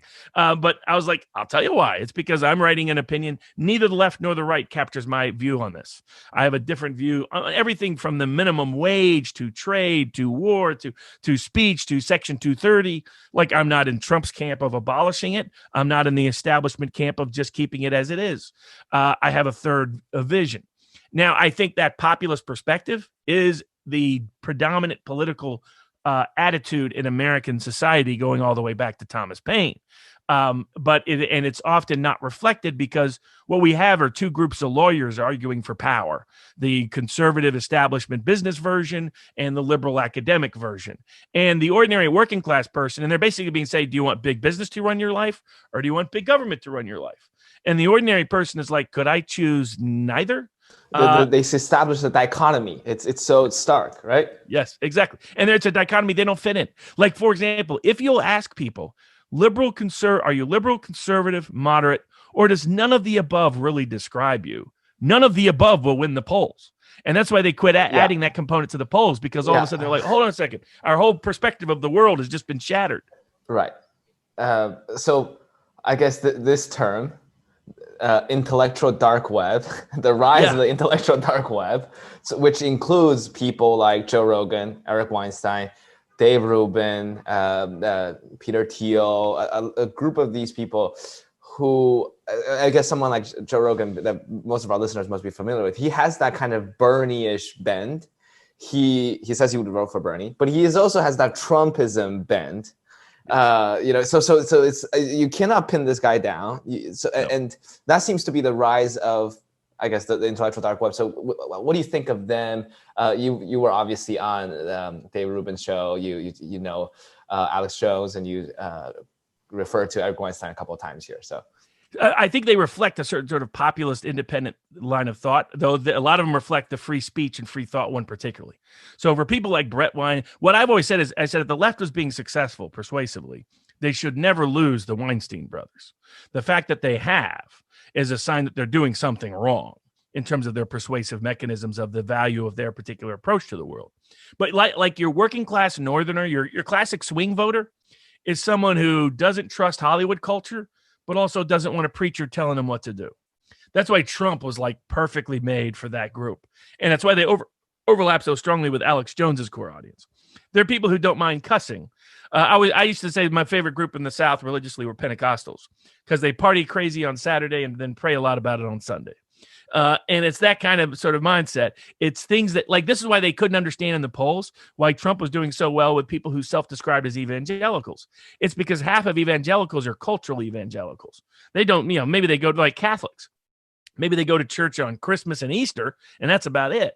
There's a big gap between your church-going evangelicals and your non-church-going evangelicals. In fact, your non-church-going evangelicals really don't trust and like the church lady down the street. It was always judging them. So that's where Trump was perfect for that. His combination of the Bible is great, but now I'm going to cuss out some people. So that sort of combination. But I think that sort of independence of thought that reflects old Americanism from the Thomas Paine tradition is what unites the various disparate aspects of the intellectual dark web. They're all fans of Thomas Paine. I see. How do we, I guess we've talked about polarization, and what has fascinated me a lot is that the way you describe the problem and part of the solution is quite similar to someone maybe like Trey Gowdy, who's was the leader of the Tea Party, and we had him on the show.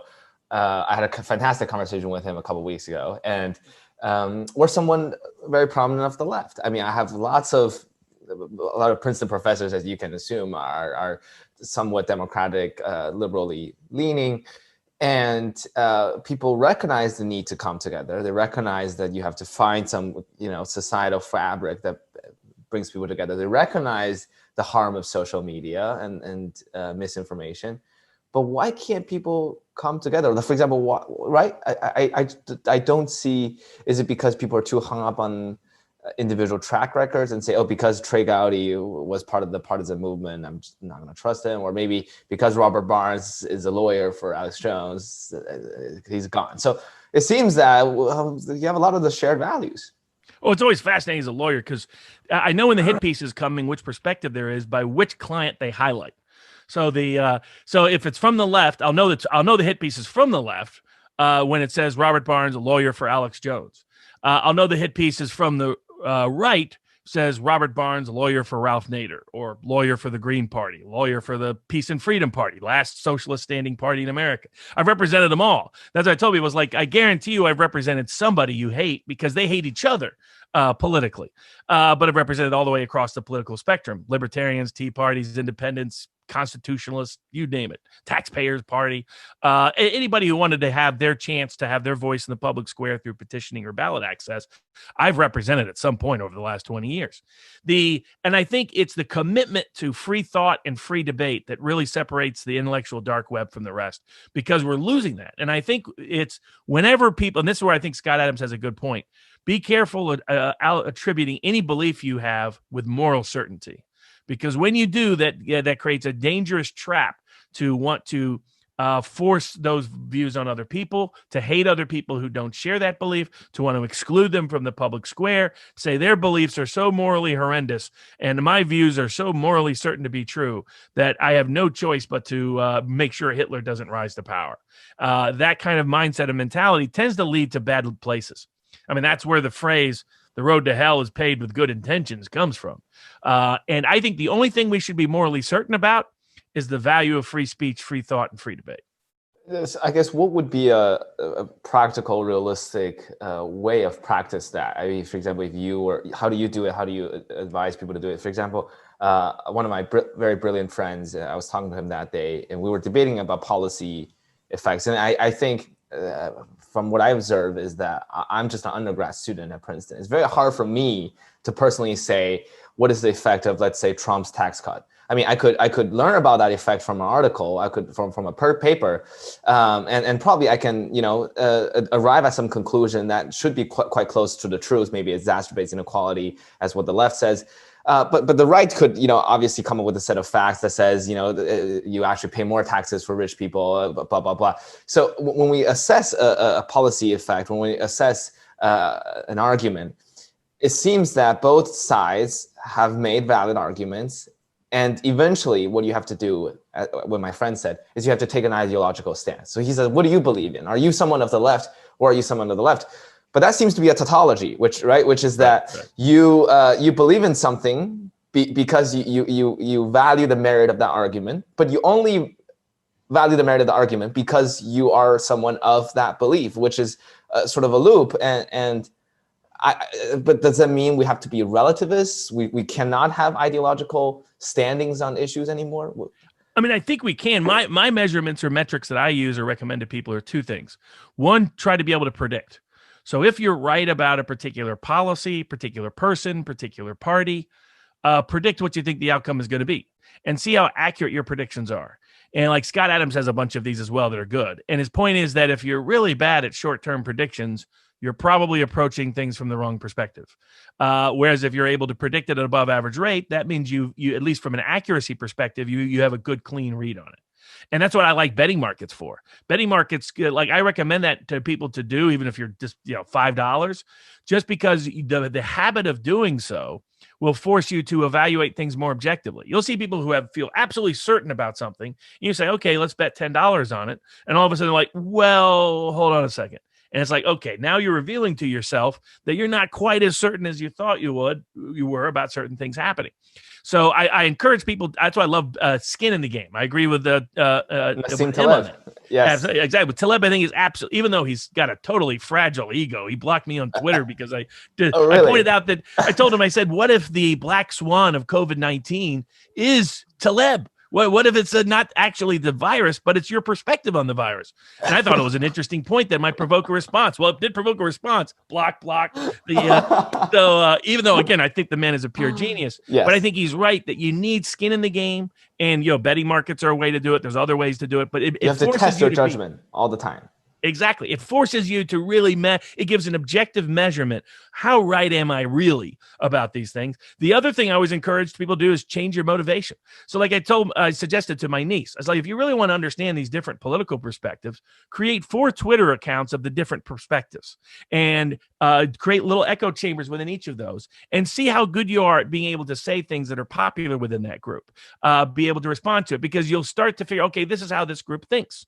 I mean, that's why I love betting on campaigns campaigns and trying to predict politics is I want to be able to predict what the Norwegians of Western Wisconsin, like this last election, there was one group I missed, which I shouldn't have, but it was Yankees, old Yankees. Like what unites Northern Maine and Eastern Kansas? Well, ancestrally, there's a disproportionate number of old Yankees, the people that first settled the United States. Both of those regions trended heavily anti-Trump. I mean, not anti-Trump, but they were much less pro-Trump than they had been in 2016. Whereas if you knew Norwegians of Western Wisconsin and northern parts of Minnesota, they trended toward Trump. The problem is the Swedes and the Finns trended the opposite way, and there's a bunch of them in Minnesota and Wisconsin, and that's like, and I didn't see it coming because I was right about the Norwegians. I underestimated, but that's the utility to say, okay, what's the mindset? What's the historical ancestry of political narratives that I grew up with that helped me shape and see the world in a certain way?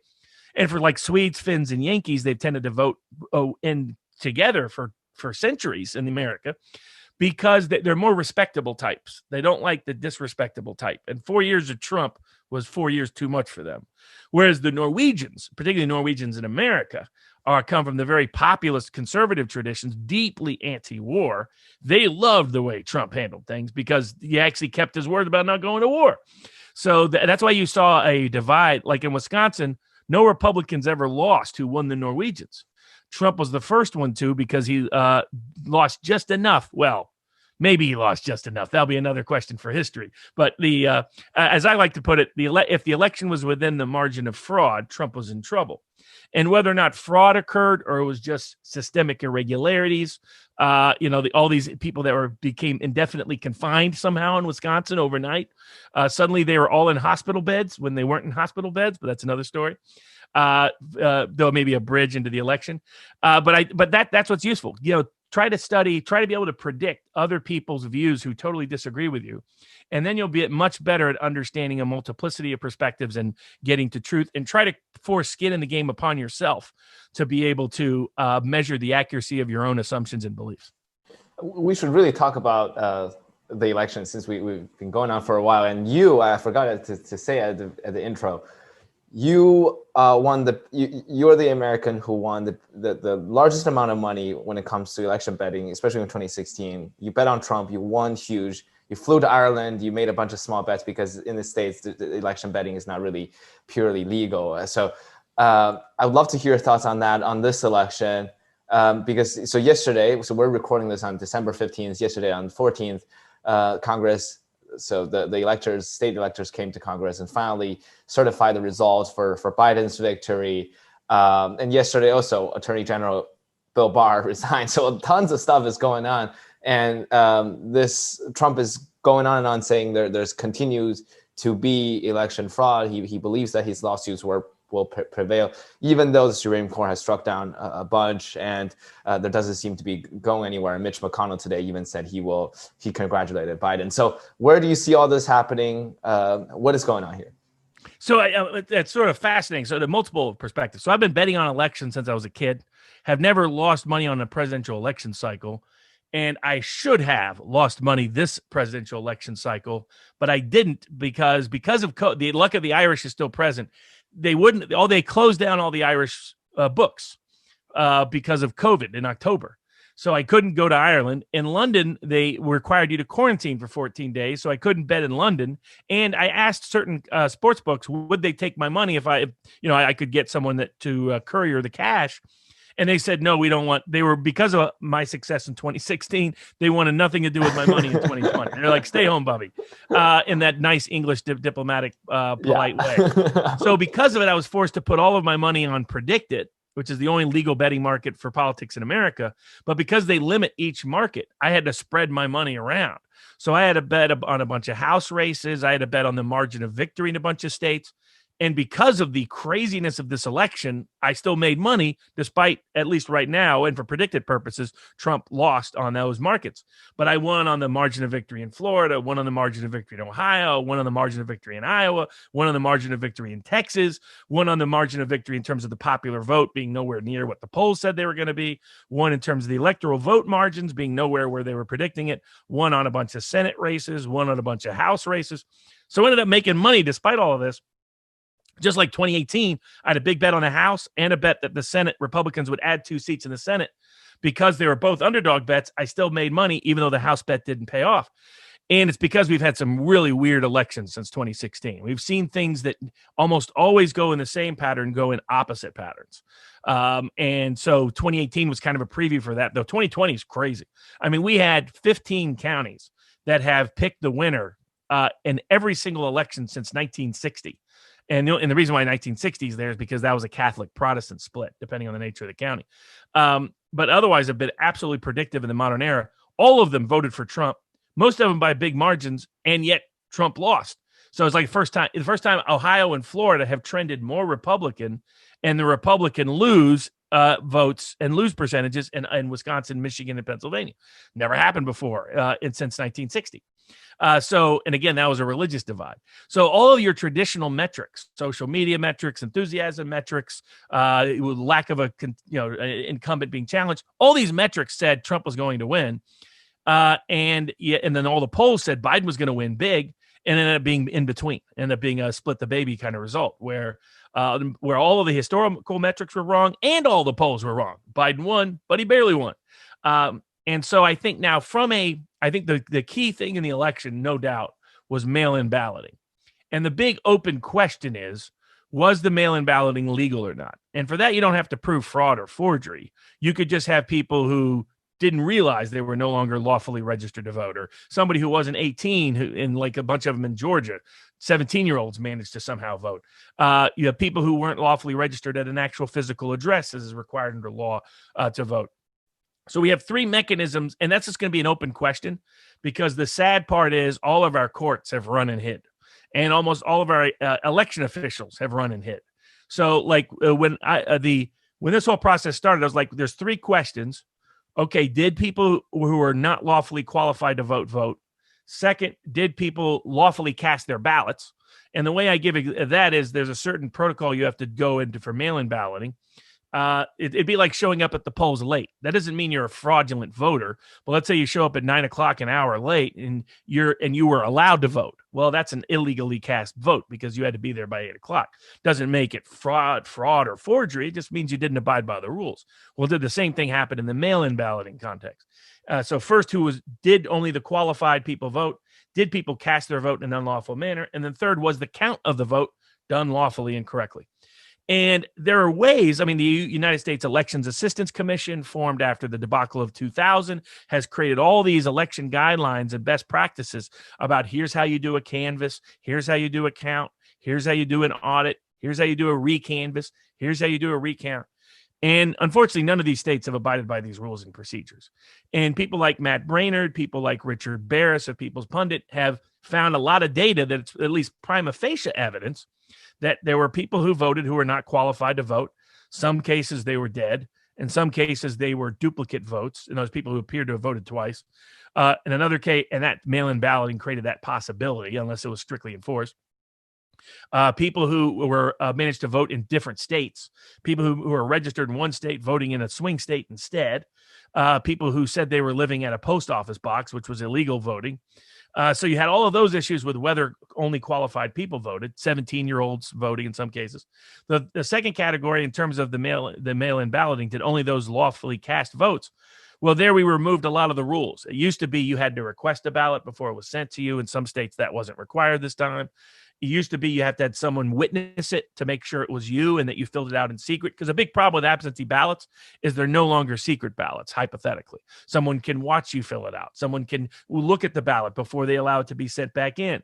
So it opens the door to buying ballots, opens the door to blackmailing people into voting a certain way, coercing a ballot.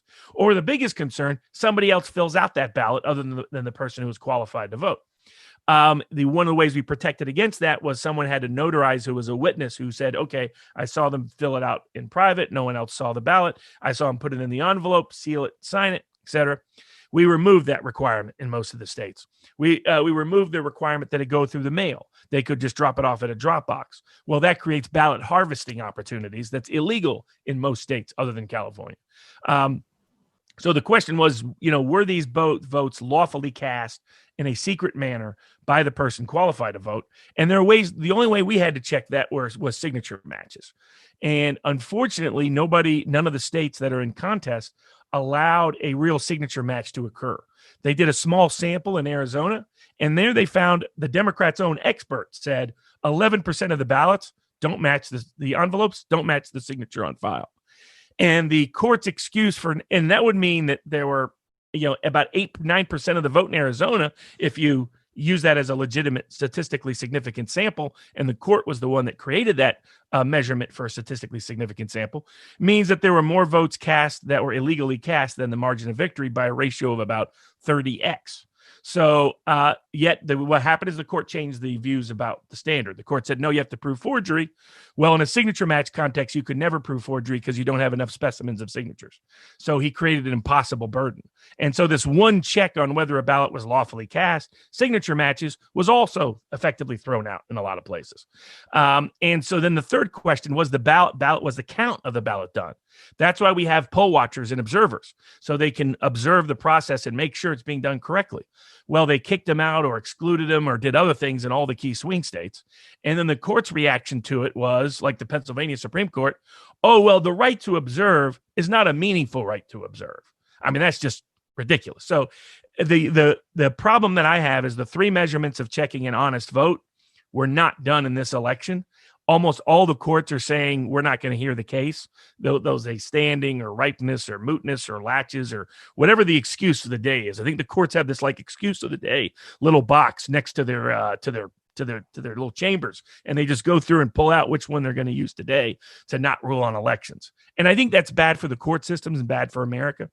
But I think by the end of this process, Joe Biden is likely to be the inaugurated president. Now, Trump still has Congress can still object.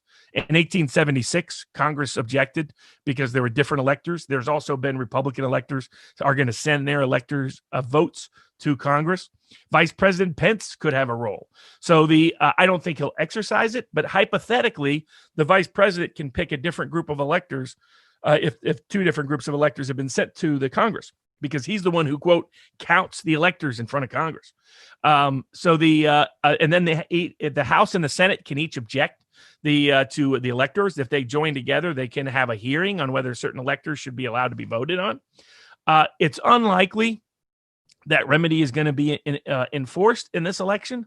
I kind of wish it would be, even if it went to Biden at the end, because I would like our constitutional process for deciding election contests to stay in place. But the practical reality is they haven't meaningfully enforced it since 1876. So I think that about half the country will always believe this election was stolen. And part of the reason for that will be that election officials in the courts did not have a fair hearing or a fair trial for those who wanted their questions answered. Mr. Barnes, it's too much to unpack, so we'll do it gradually. So first part is whether there was actually election fraud. And I guess my second part would be whether that fraud, let's say it exists, is actually statistically significant enough to actually turn over the margin for the election result to change. And it seems to me that both cases aren't really happening based on what I've been reading. So for example, Trump repeatedly says that dead people voted in Pennsylvania, repeating the false, even he was saying this last week and such and so on. So, but Trump's lawyers conceded in another lawsuit, I think in Bucks County and there's in Gettysburg that basically there was no evidence that a ballot was cast by a deceased person. Even the Republican state legislators confirmed that. And there's, I guess, multiple evidence that people compiled based on county by county, basically saying, here, look, the GOP election official is saying there's no fraud. Look, here is another case that was basically thrown out because it doesn't have ground. So I felt like America did go through the process of actually, let's see how the lawsuits will go out. And what played out was that there was no evidence of massive fraud that would overturn the election, right? So I'm just trying to understand this. Yeah, there's two different parts there. One is I think the media has done a good job of framing the narrative as being, was there or was there not sufficient election fraud to change the election outcome? Legally, that's not the standard. The question is, were there more votes cast that were not lawfully cast, that either because the person wasn't lawfully qualified to cast it, because the method in which it was cast was not consistent with the legal requirements, or it wasn't lawfully counted. And that doesn't require fraud or forgery or anything else. That just means, hey, this person registered in another state, so they could no longer vote here. They may not have known that, but that makes their vote no longer a lawful ballot. And so same with mail-in balloting. If their signature didn't match, their vote was no longer lawful, even if it was they who signed it, because that just happens to be the way we govern mail-in balloting. Just like you have to show up on the polls on time to vote in person, your signature has to match your signature on file in order for your vote to count or to be cast. And then in terms of the counting process, they're supposed to allow monitoring to occur at all material times such that they can actually see that the ballot counting is done correctly. In all of the counties and states of contested areas, some failure happened at one or all three of those areas. What happened in the courts is the courts have almost exclusively said that they won't hear the dispute. So it's like what happened with the Supreme Court. The Supreme Court didn't say that Texas allegations were wrong. They said it doesn't matter whether they're true or not. We say you don't have standing. And this has been the ruling in almost all the cases. They've said even the Trump campaign, they've said you don't have standing. Right, because if there's not that much evidence, there shouldn't be standing, right? So standing is a procedural trick. So we invented it in the 1920s. So courts' dockets were getting really busy. So they decided, you know what? We're going to say, yeah, you may have a case, but you're not the one to bring it. And we're going to call it standing. And we're going to say we're interpreting the cases or controversies clause within the U.S. Constitution to require that there not just be a case or a controversy, but that you be the right person to bring that case or controversy to us. I think standing is a bunch of garbage. They do this in election cases all the time. Here's how I used to put it. You don't have standing. It's not ripe in spring.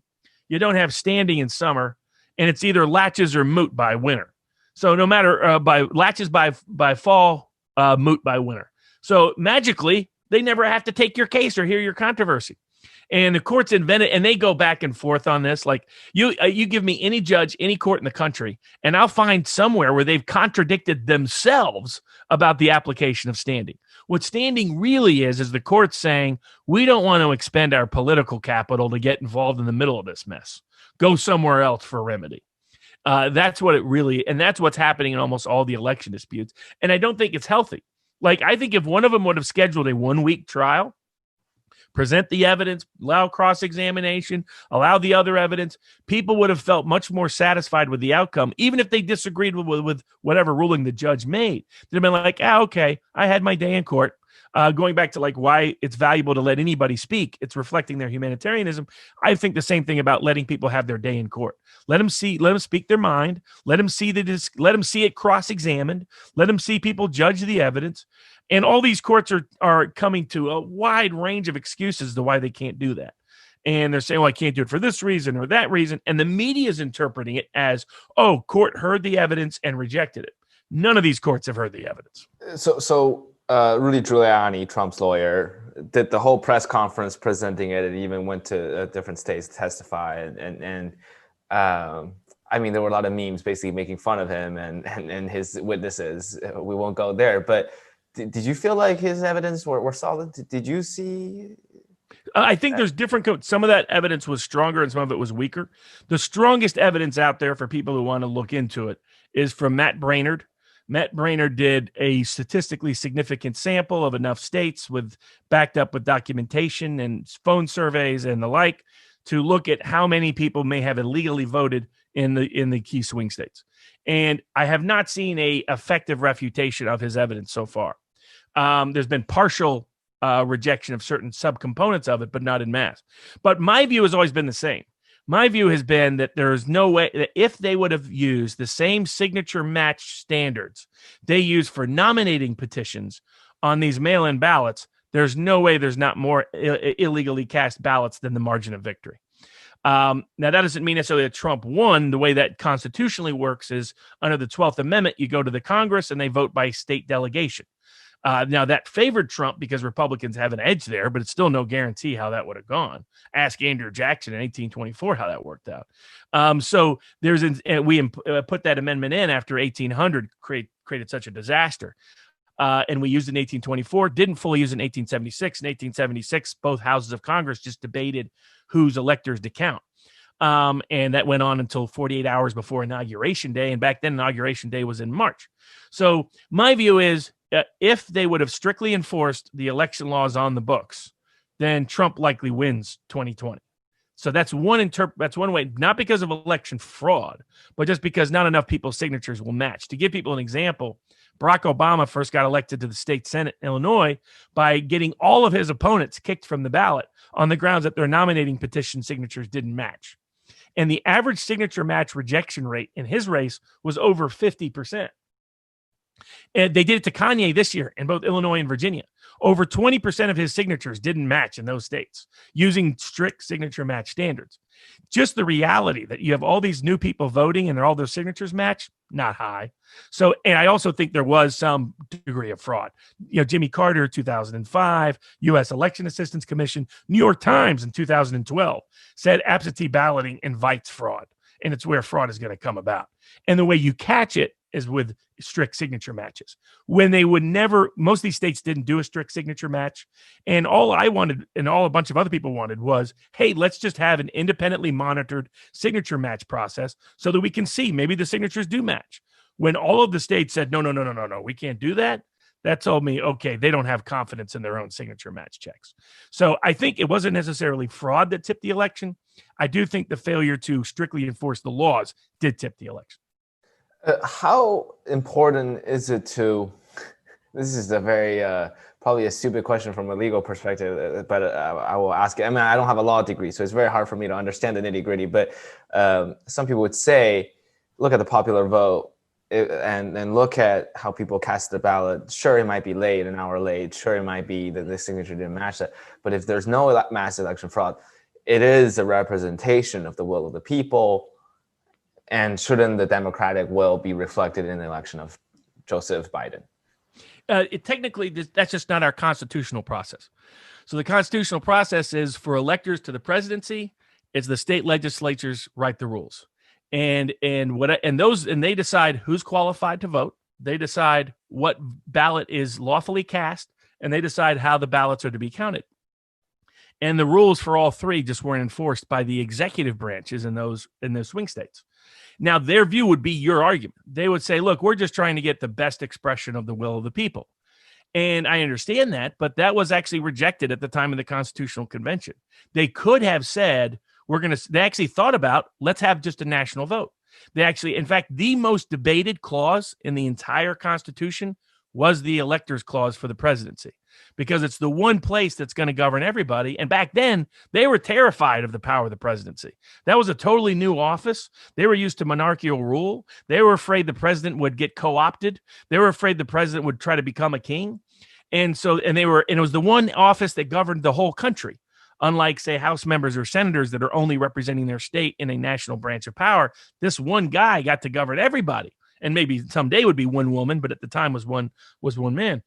And so they were paranoid about how to pick them. And they decided, we're not going to do a national vote. We're not going to do a statewide vote. We're not going to allow the states to determine on their own how they pick the president.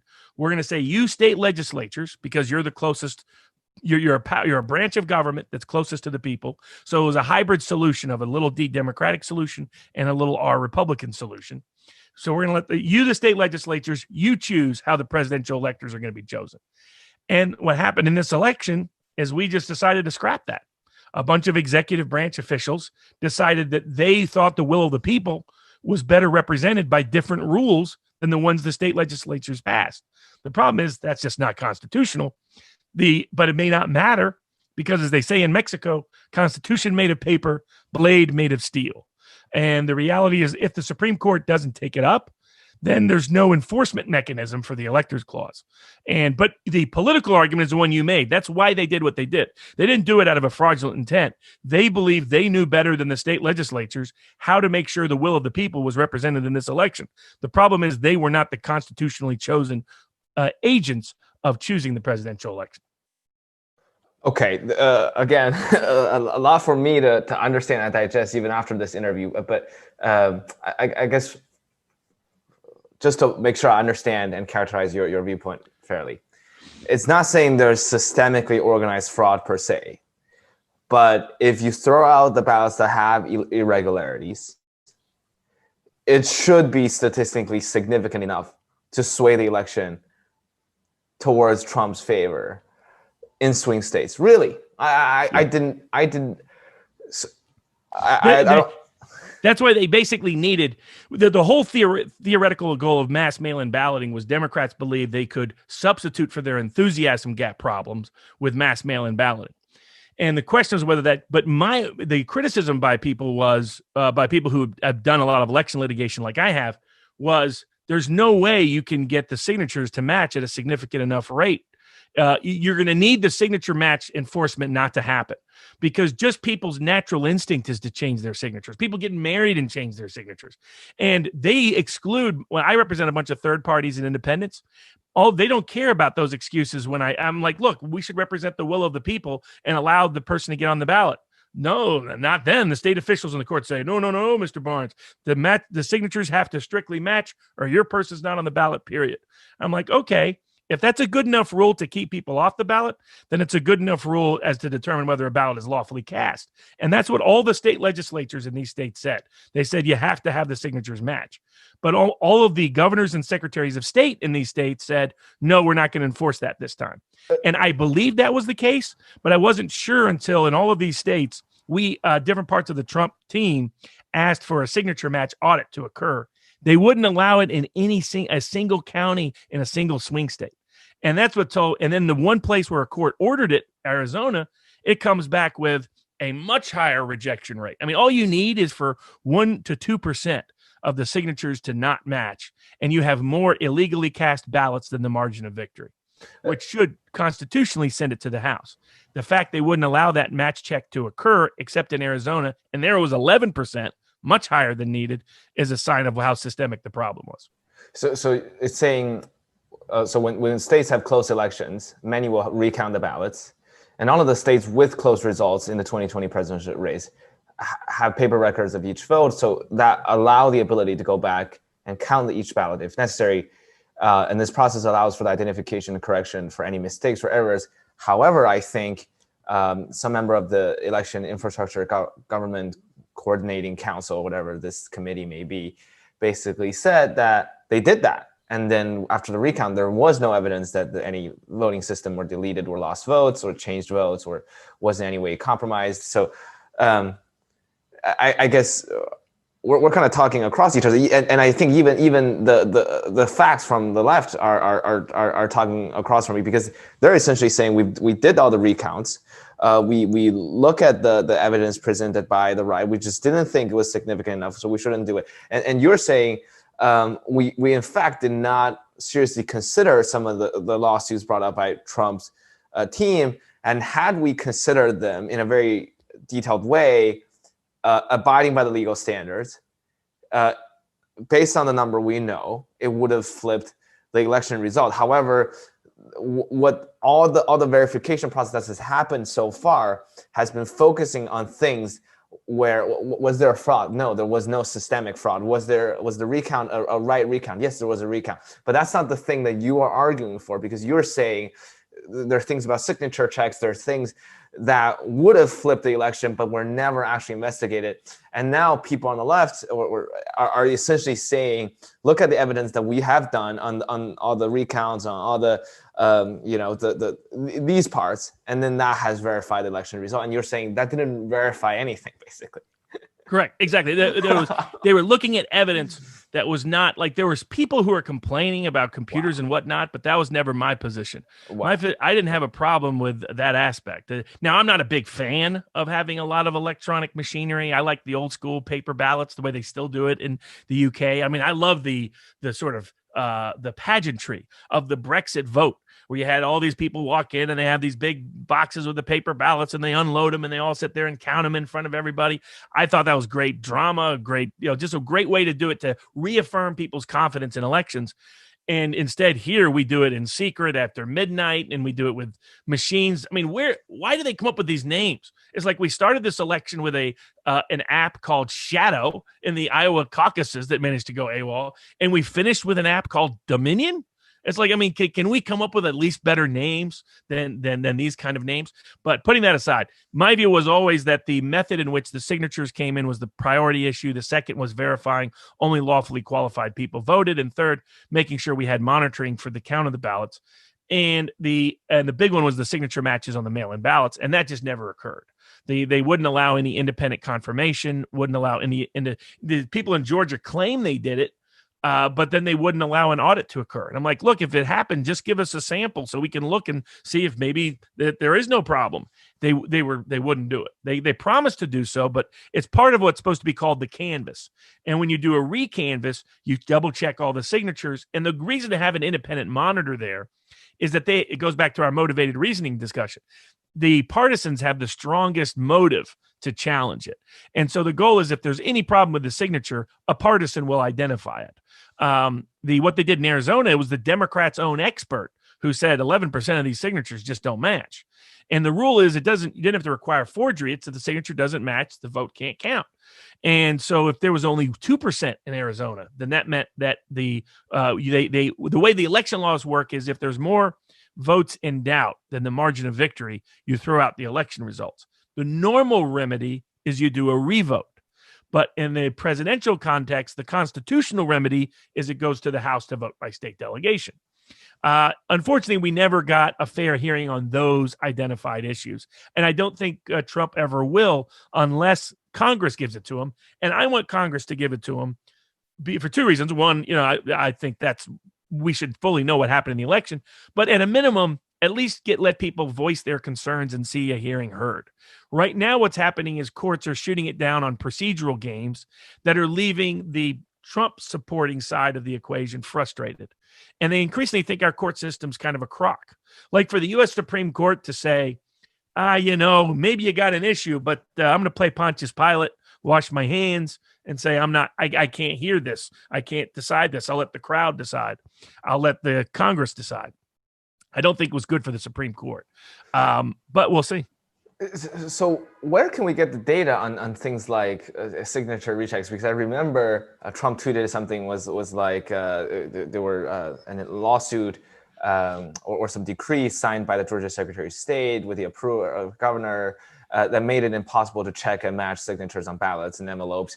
And then I think Associated Press did a kind of a fact check that says there is nothing in the consent decree that prevents Georgia election clerks from scrutinizing signatures, and so that was kind of a false claim, and they did the recount. So where do we actually get the data of? I'm just really trying to understand the nitty gritty here. Yeah, well, that was the key. Is the only way to know whether they really did a signature match was to have an independently monitored audit of the signature. So not a recount. A recount doesn't do the signature match per se. I see. Exactly. So now the Secretary of State said he was going to. He said, I'm going to do a recount, a recanvass, and an audit all at the same time. And I was in the room with his legal representatives when he specifically promised me he was going to do a signature match check. Because my argument to them down there is like, look, maybe there's no problem. If there's no problem, just confirm there's no problem. I was like, just do an audit, and then at least half of Trump's voter base will be like, okay, maybe we don't like the way the election rules worked, but we lost within the rules. We'll fix it next time. Rather than thinking it got stolen from them. And they said, yeah, you're right. We'll do a signature match audit. We'll include that in the process. We'll do not only a recount, we'll do a recanvass and an audit at the same time. People can look it up on NBC. He said it publicly. And then 2 days later, he lets me know and my team know, we're not going to allow the signature match check to occur. And that's what I said, you do realize this increases suspicion, right? I was like, if I think something's weird with the books of a publicly traded company and I asked to look at the books, and they're like, oh, yeah, sure. And then they're like, now we've looked at the books. We can't let you look at the books. That's going to increase suspicion, not decrease suspicion. But unfortunately, that's how they've all done it. And so like in Pennsylvania, that's what they've done. In Michigan, that's what they did. In Arizona, like I said, they only allowed a small sample. Then they changed the rules. In Nevada, they wouldn't allow a sampling to even happen. So it's like, I think they all know there's probably some examples that look really bad. Right? Like you have somebody whose signature on their voter file is in cursive and the ballot that came in through the mail is in block print. something like that, which there can be explanations for, but just not that ballot can be lawfully cast. There must be something in there that looks bad for them, because the other thing that it was, all of these states can print the ballots for the whole world to see. And this would solve a lot of the problems. You could get rid of all of the allegations about machines miscounting the ballots by just publishing to the world, here's all the ballots, because they're all digitized and scanned. The Georgia Secretary of State promised he would do that 2 years ago when he wrote a big check to the Dominion companies. He said, look, one great advantage of this is now we can print the ballots to the world. And now none of them will print any of the ballots to the world. And it's like, do you not realize you're adding to suspicion here of the people that are in this? So I think how we've handled this election contest has not been ideal at all. Mr. Barnes, what has been your involvement in this process? I should have asked you from the onset. You said you were down there in Georgia. Were you communicating with them? Yeah, the president asked me to help out, and so I helped out. And so he asked me to go to Georgia, also to look at Pennsylvania. And so when I laid it out, what I told him was, if this election is on the up and up, then they'll do a signature match audit. I was like, because then they just changed the rules, and they, maybe we have a political argument about they shouldn't have changed the rules to allow all these ballots to be sent by mail. But if the signature match audit, if they allow that to happen and it comes back fine, then that means that they stole it from you fair and square, as they might say. Wow. I said, if they don't allow the signature match audits to occur, then they know they have a problem. And so I think Trump would have backed off and would have said, hey, fine, if they would have given him a signature match audit. He was game for that. Yeah, he was like, okay. Really? Oh, absolutely. He was ready to move on. Trump, like people think Trump gets depressed and angry. None of that is accurate. He was already planning ahead. He's like, okay, I'm going to do this, I'm going to do this. And none of this stuff bothers him that much. What's the behind the scene kind of conversation? You think he's ready to move on? His legal team were ready to absolutely. And he was ready to then. He was like, he wanted this resolved one way or another within a week. And this was back at the very beginning, back in November. And his view was, hey, let's move on. But his point was, he goes, I want to know whether they broke the rules or not. He goes, I get that they changed the rules to make it easier for them. I want to know, did they break the rules? And I said, there's one way for you to know. Just ask for a signature match audit. And if they give you a signature match audit, and it comes back, the results show they didn't break the rules, then okay, they just changed the rules. And he's like, fine, I'll move on. And it's like, but if they don't, then you're going to know they weren't on the up and up. And when I was shocked. I thought at least some counties and some states would give it. None of them would. Nevada wouldn't, Arizona wouldn't, Michigan wouldn't, Pennsylvania wouldn't, and even Georgia, Republican officials wouldn't. They kept telling me the election is fine. I'm like, well, let me just look at a few signatures then. And they're like, oh, yeah. And then they came back, oh, no, we really can't do that. And they would slow walk it and slow play it. And the reason why the president believes this election was stolen above any other reason is because none of the counties or states would allow a signature match audit to occur. Had they done so, we wouldn't be here right now. You think that's the fundamental, not because, so we're not saying that it's so widespread or some conspiracy by the Biden campaign. We're not saying that it's been stolen because the millions of mailing. Okay, I think I understand the argument now. Now here's my puzzle, my ultimate puzzle. How come I don't hear about any of this in terms of maybe it's because the gated institution narratives, maybe the leftist medias are suppressing this, but I don't even hear really good arguments from right-wing media.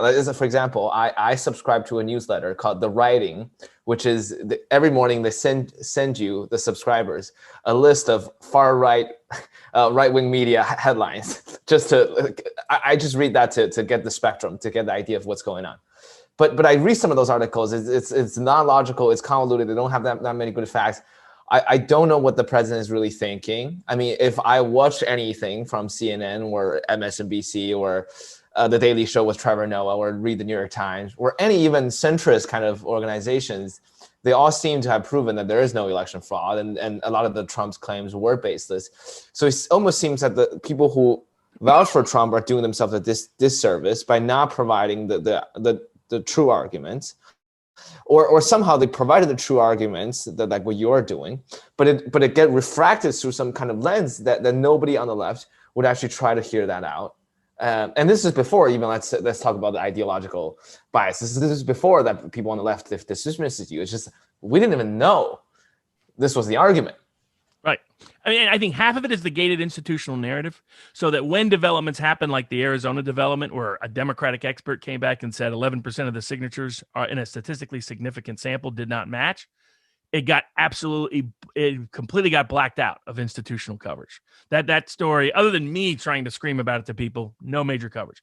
But the other key component was what I think was a well-done disinformation campaign by the QAnon linked elements, where Sydney Powell and Lynn Wood jumped on stuff that was never going to be true, but it allowed the Trump's position to be caricatured when it was never really Trump's position.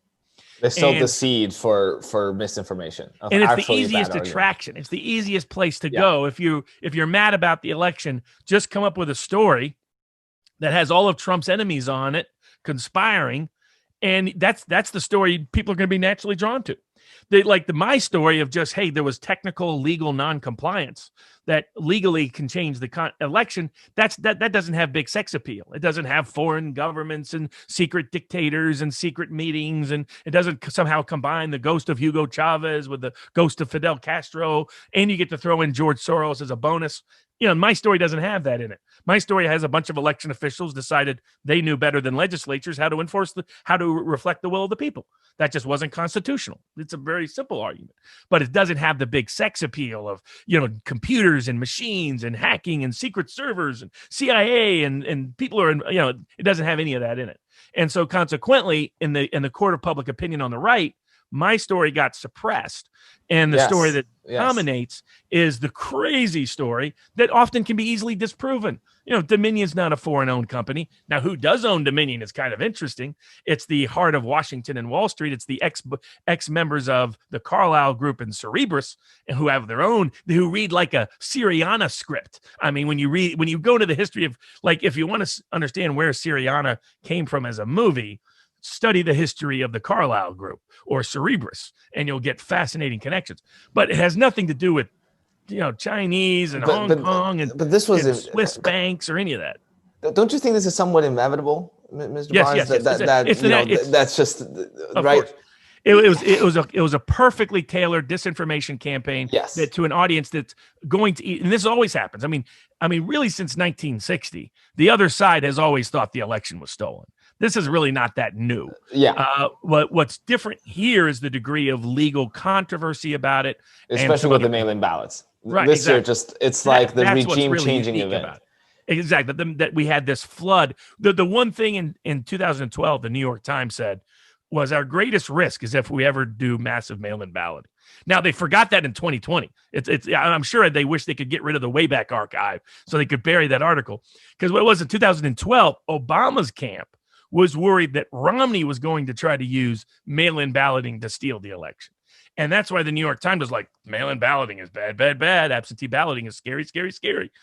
Things like granny farming, they have all the election experts. And it has been historically true. The reason is because it's not a secret ballot. There's always risk with absentee ballots. Because the ballot doesn't get filled out right there, the chain of custody of the ballot is always a potential problem. But we just amplified those risks off the charts in this election. And then we didn't enforce the law. But it's the nature of it's where the court of public opinion and the court of law interact. And I was one of the people calling out Sydney Powell and Lynn Wood right away, saying this is a bogus story. Don't pursue this. This is a disinformation campaign. You're going to hurt Trump's cause, not help it. But, they were busy on TV every night. So why are they going to change course? And they're heroes in their own story. And the story keeps getting, now all of a sudden every election in the last 50 years was manipulated. This is not good evidence and good theories to go down. They're creating a straw man that makes it easy for Trump's critics to knock down, when these aren't even really Trump's legal arguments, because I was one of the key people involved in crafting those arguments. Like the Georgia election contest, people can read Trump's filing. It has nothing about machines, but it has over 100 affidavits attached to it of problems with matches, problems with monitoring, problems with voters being registered that weren't qualified. It goes into great detail. And the way the court is handling it down there is she won't schedule a hearing. So it's and the media, total blackout of the case, because they love the Powell Wood stuff because that's easy to knock down, case dismissed, no evidence presented, etc.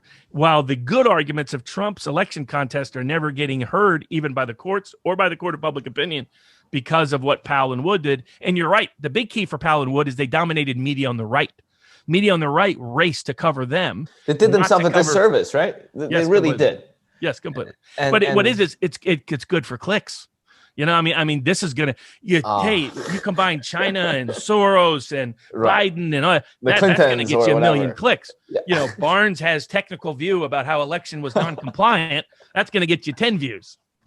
That's always how things kind of. I guess President Trump probably also did himself a disservice by, I don't know, forwarding. Well, he was willing to listen to everybody. What opened his door to the scope of things is when they wouldn't come back with a signature audit. He was like, well, who knows how many different ways than they stole it. That's what led him down that path. All of a sudden he began to doubt the whole thing. If they would have given him a signature audit based on my conversations with him and it came back clean, he would have conceded 2 weeks ago. It was when they didn't, he was like, okay, I don't trust this system. And then he finds out Barr sat on evidence related to Biden and all. And he's like, so all these people who are supposed to be helping me weren't really helping me. And he starts to have skepticism about the whole system. But people look at him as, oh, he is now, sabotaging Barr because Barr did the right thing. And then that person did the right thing. So you just cannot reconcile the views anymore. No, exactly. And I think that, and that's where the courts could have had a really good role. The courts could have done what they're designed to do. Let's hear the evidence. Let's decide it. Let's show what's strong. Let's show what's weak. But my guess, once they wouldn't give me a signature match audit in any of these states, I was like, we'll never get a fair hearing because they think there's something we're going to find in there that looks bad for them. And that will be a smoking gun kind of evidence, at least by image. And that's why I think they went their path. I think they realized they didn't strictly comply with the rules, but they couldn't have the world focused on that fact. And the disinformation campaign did as much favor for them as anything. So, Mr. Barnes, you would say, so when you met with Mr. Trump and when you crafted this whole strategy, I mean, personally, you are not a partisan person, right? So you don't really care about Republicans or whatever. So I guess my question was, do you think Trump or his legal team were acting in good faith? Here's part of the problem that most of the people that were supposed to be helping Trump as his own lawyers were lawyers for some of these election officials that would be put in the middle of this.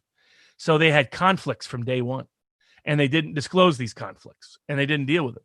So how are you going to attack a Secretary of State for not really enforcing signature rules if you're really representing that Secretary of State and they're your ongoing client?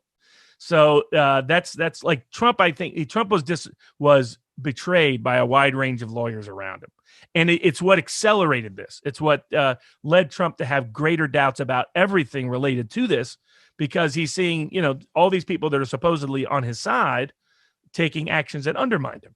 And I think, and then when the election officials, including Republican election officials, say, no, you can't look at the ballots and you can't look at the signatures, it was like, okay, there's something wrong here. And he spent 4 years with them spreading every crazy conspiracy theory known to man about the guy. If you'd been through that, your view of the system would be deeply skeptical and understandably so. I see. So I guess the last fundamental question I have about this topic would just be, there seems to be this irreconcilable gap between the left's understanding of the issue and the right's. And if we take away all the noises, whether it's misinformation campaign, whether it's this, it seems that the two sides have a chance to come together. But the noise certainly did not help. But even without the noise, it just seems that we're going down a path where the left, everything that's being said on the left, basically mentions nothing what you just told me. And they destroyed Trump's arguments, misinformation, and whatever, rightfully so. But they picked out a certain set of great destroying arguments. They basically completely destroyed it.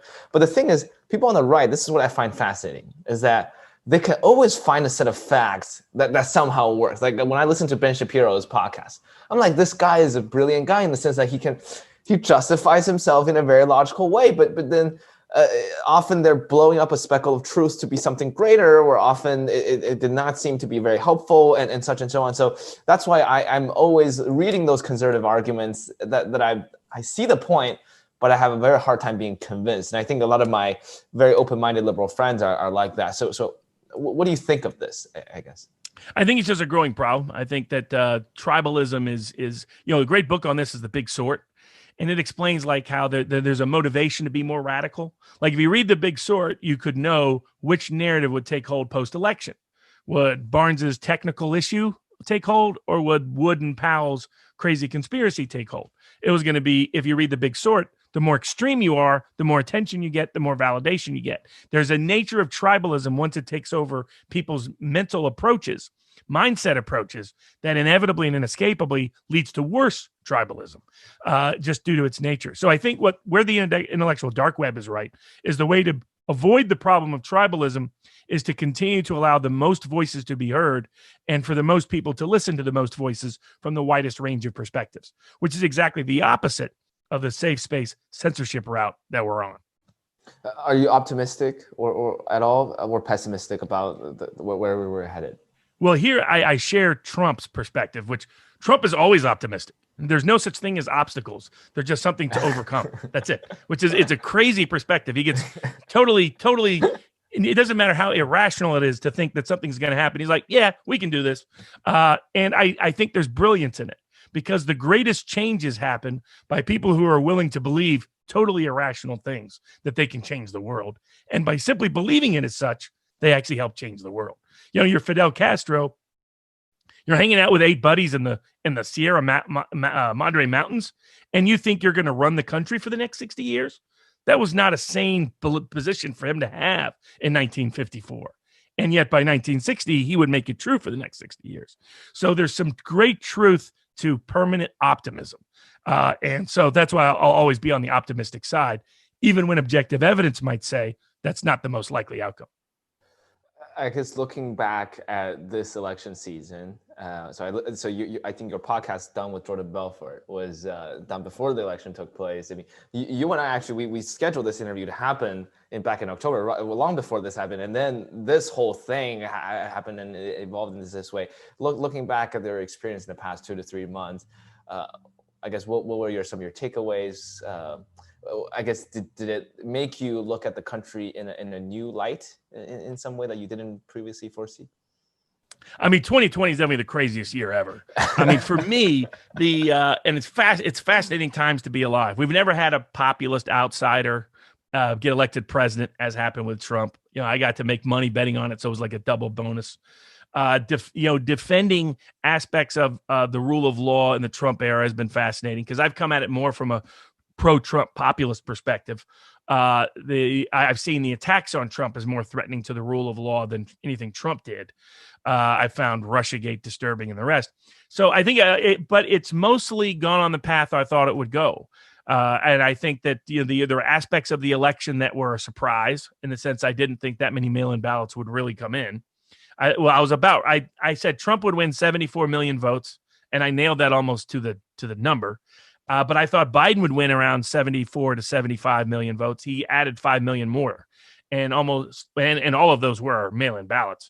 And how those were cast and whether they were lawfully cast will always be probably an open historical question because I don't think we'll ever actually get a signature match out in this election. And so for all that, it's as expected. So there's troublesome signs in the culture at favoring safe space, censorious approaches to discussion and dialogue. But there's also positive signs. When you have people like the Weinstein brothers on the left and Rogan, who's more on the left, allied with defending the free speech rights of an Alex Jones or others, then that's on the right path to protecting the American experiment and the human experiment of let's let free speech, free thought, and free ideas be protected for an entire nation. And we were the first to really do so. And I still think that our traditions will hold up. In the end, there's more good people who want to do good than bad people who want to do harm. And that's always the key to a good outcome in the end. I guess another quick question before we wrap up about you mentioned free speech, and we've been talking about this throughout this episode. One free speech case that I was particularly, I guess, personally learned about was this artist, Dred Scott. I don't know if you've heard of him, who basically burned the American flag as in front of the Supreme Court as his art installation. So he came to Princeton, I think when I was a freshman or sophomore, I forgot, to give a talk, and I got to meet him and talk to him about this. And it seems that was back in the first H.W. Bush times. And the right was an outcry. How can you burn the flag? That's absurd. And the left was more like, okay, let's support this man because that's free speech. And the Supreme Court eventually ruled that it would be unlawful to ban desecrating the flag because you should have free speech there. But the discourse on free speech has shifted dramatically over I would say 20, 30 years. And today it's people on the right somehow advocating for this thing. So I don't know. Do you see similarities between those two cases? Would you have supported Dred Scott and Oh, yeah. Well, I mean, there's a young 14-year-old, Robert E. Barnes, who wrote a letter to the editor of the Chattanooga News Free Press, arguing that if you don't have the right to burn the flag, you don't have the right to free speech, for which I got some hate letters in the mail. So my view has always been that the speech is something that we should always protect because sooner or later they'll come for your speech. Sooner or later, your speech will be disfavored. Sooner or later, your ideas will be considered heretical. And we should, just as we stop burning witches, literally, we shouldn't do so figuratively in the court, in the digital public square. So I'm still confident that enough people down deep really, and I think the ordinary American believes in it. I think your everyday, you talk to some guy at a bar in Iowa, he may not like burning the flag, but if you talk to him long enough, he'll say, yeah, that should be something you have a right to do. Because down deep, they believe in free speech more than they believe in anything else, in the censorship of speech. So I think the heart and conscience of mind, it's like the old saying is, the reason when people were opposing the Inquisitional era church, they said, well, there's two schools of learning they can never close, the archives of nature and the rights of man. And their argument was our own conscience and our own ability to see the world around us will always be the restraint on bad people who want to close that off to the rest of us. Wow. Very powerful. Hopefully we will continue down the path towards progress and free speech.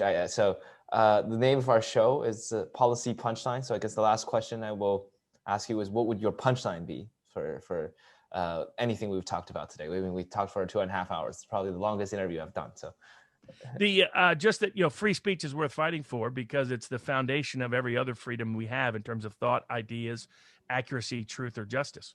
So it was good enough we need to return to the days of the tavern era, colonial era, where we sat around listening to new and creative and different ideas, because that openness, that willingness to hear them is what led to a little book by Thomas Paine to be read that led to an American Revolution that changed the whole world. So it's the openness to ideas is the key to changing the world. So we must remain open to those ideas if we want to change the world. Well, thank you so much again, Mr. Barnes. How can people learn more about your work, follow you? Sure. Yeah. I'm still on Twitter for the time being, at Barnes_law, Barnes. And I've created a board with another lawyer from Canada who's big on trying to create open discussion and dialogue. It's at Viva barneslaw.locals.com, founded by Dave Rubin to create a technological platform to support communities of conversation, convivial conversation, but uncensored conversation. And so people can find me there too. Awesome. Thank you again for joining me for this conversation. Well, that was our interview with Mr. Robert Barnes. We had a fascinating conversation from free speech to the Alex Jones case, what it was like to defend him, whether it was justified to ban him from social media. We talked about Section 230. We talked about the election fraud and what happened there. What was the nitty-gritty arguments made by the right and the left? So fascinating conversation. Thank you so much for listening today. You can watch this video on YouTube. And follow us on iTunes, Spotify, follow us on policypunchline.com. So thank you so much for listening today.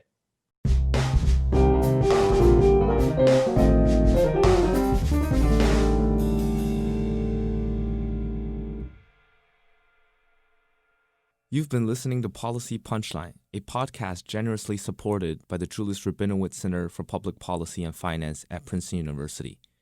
We would also like to encourage you to follow other podcasts produced by Princeton University, such as Politics and Polls by the Woodrow Wilson School of Public and International Affairs.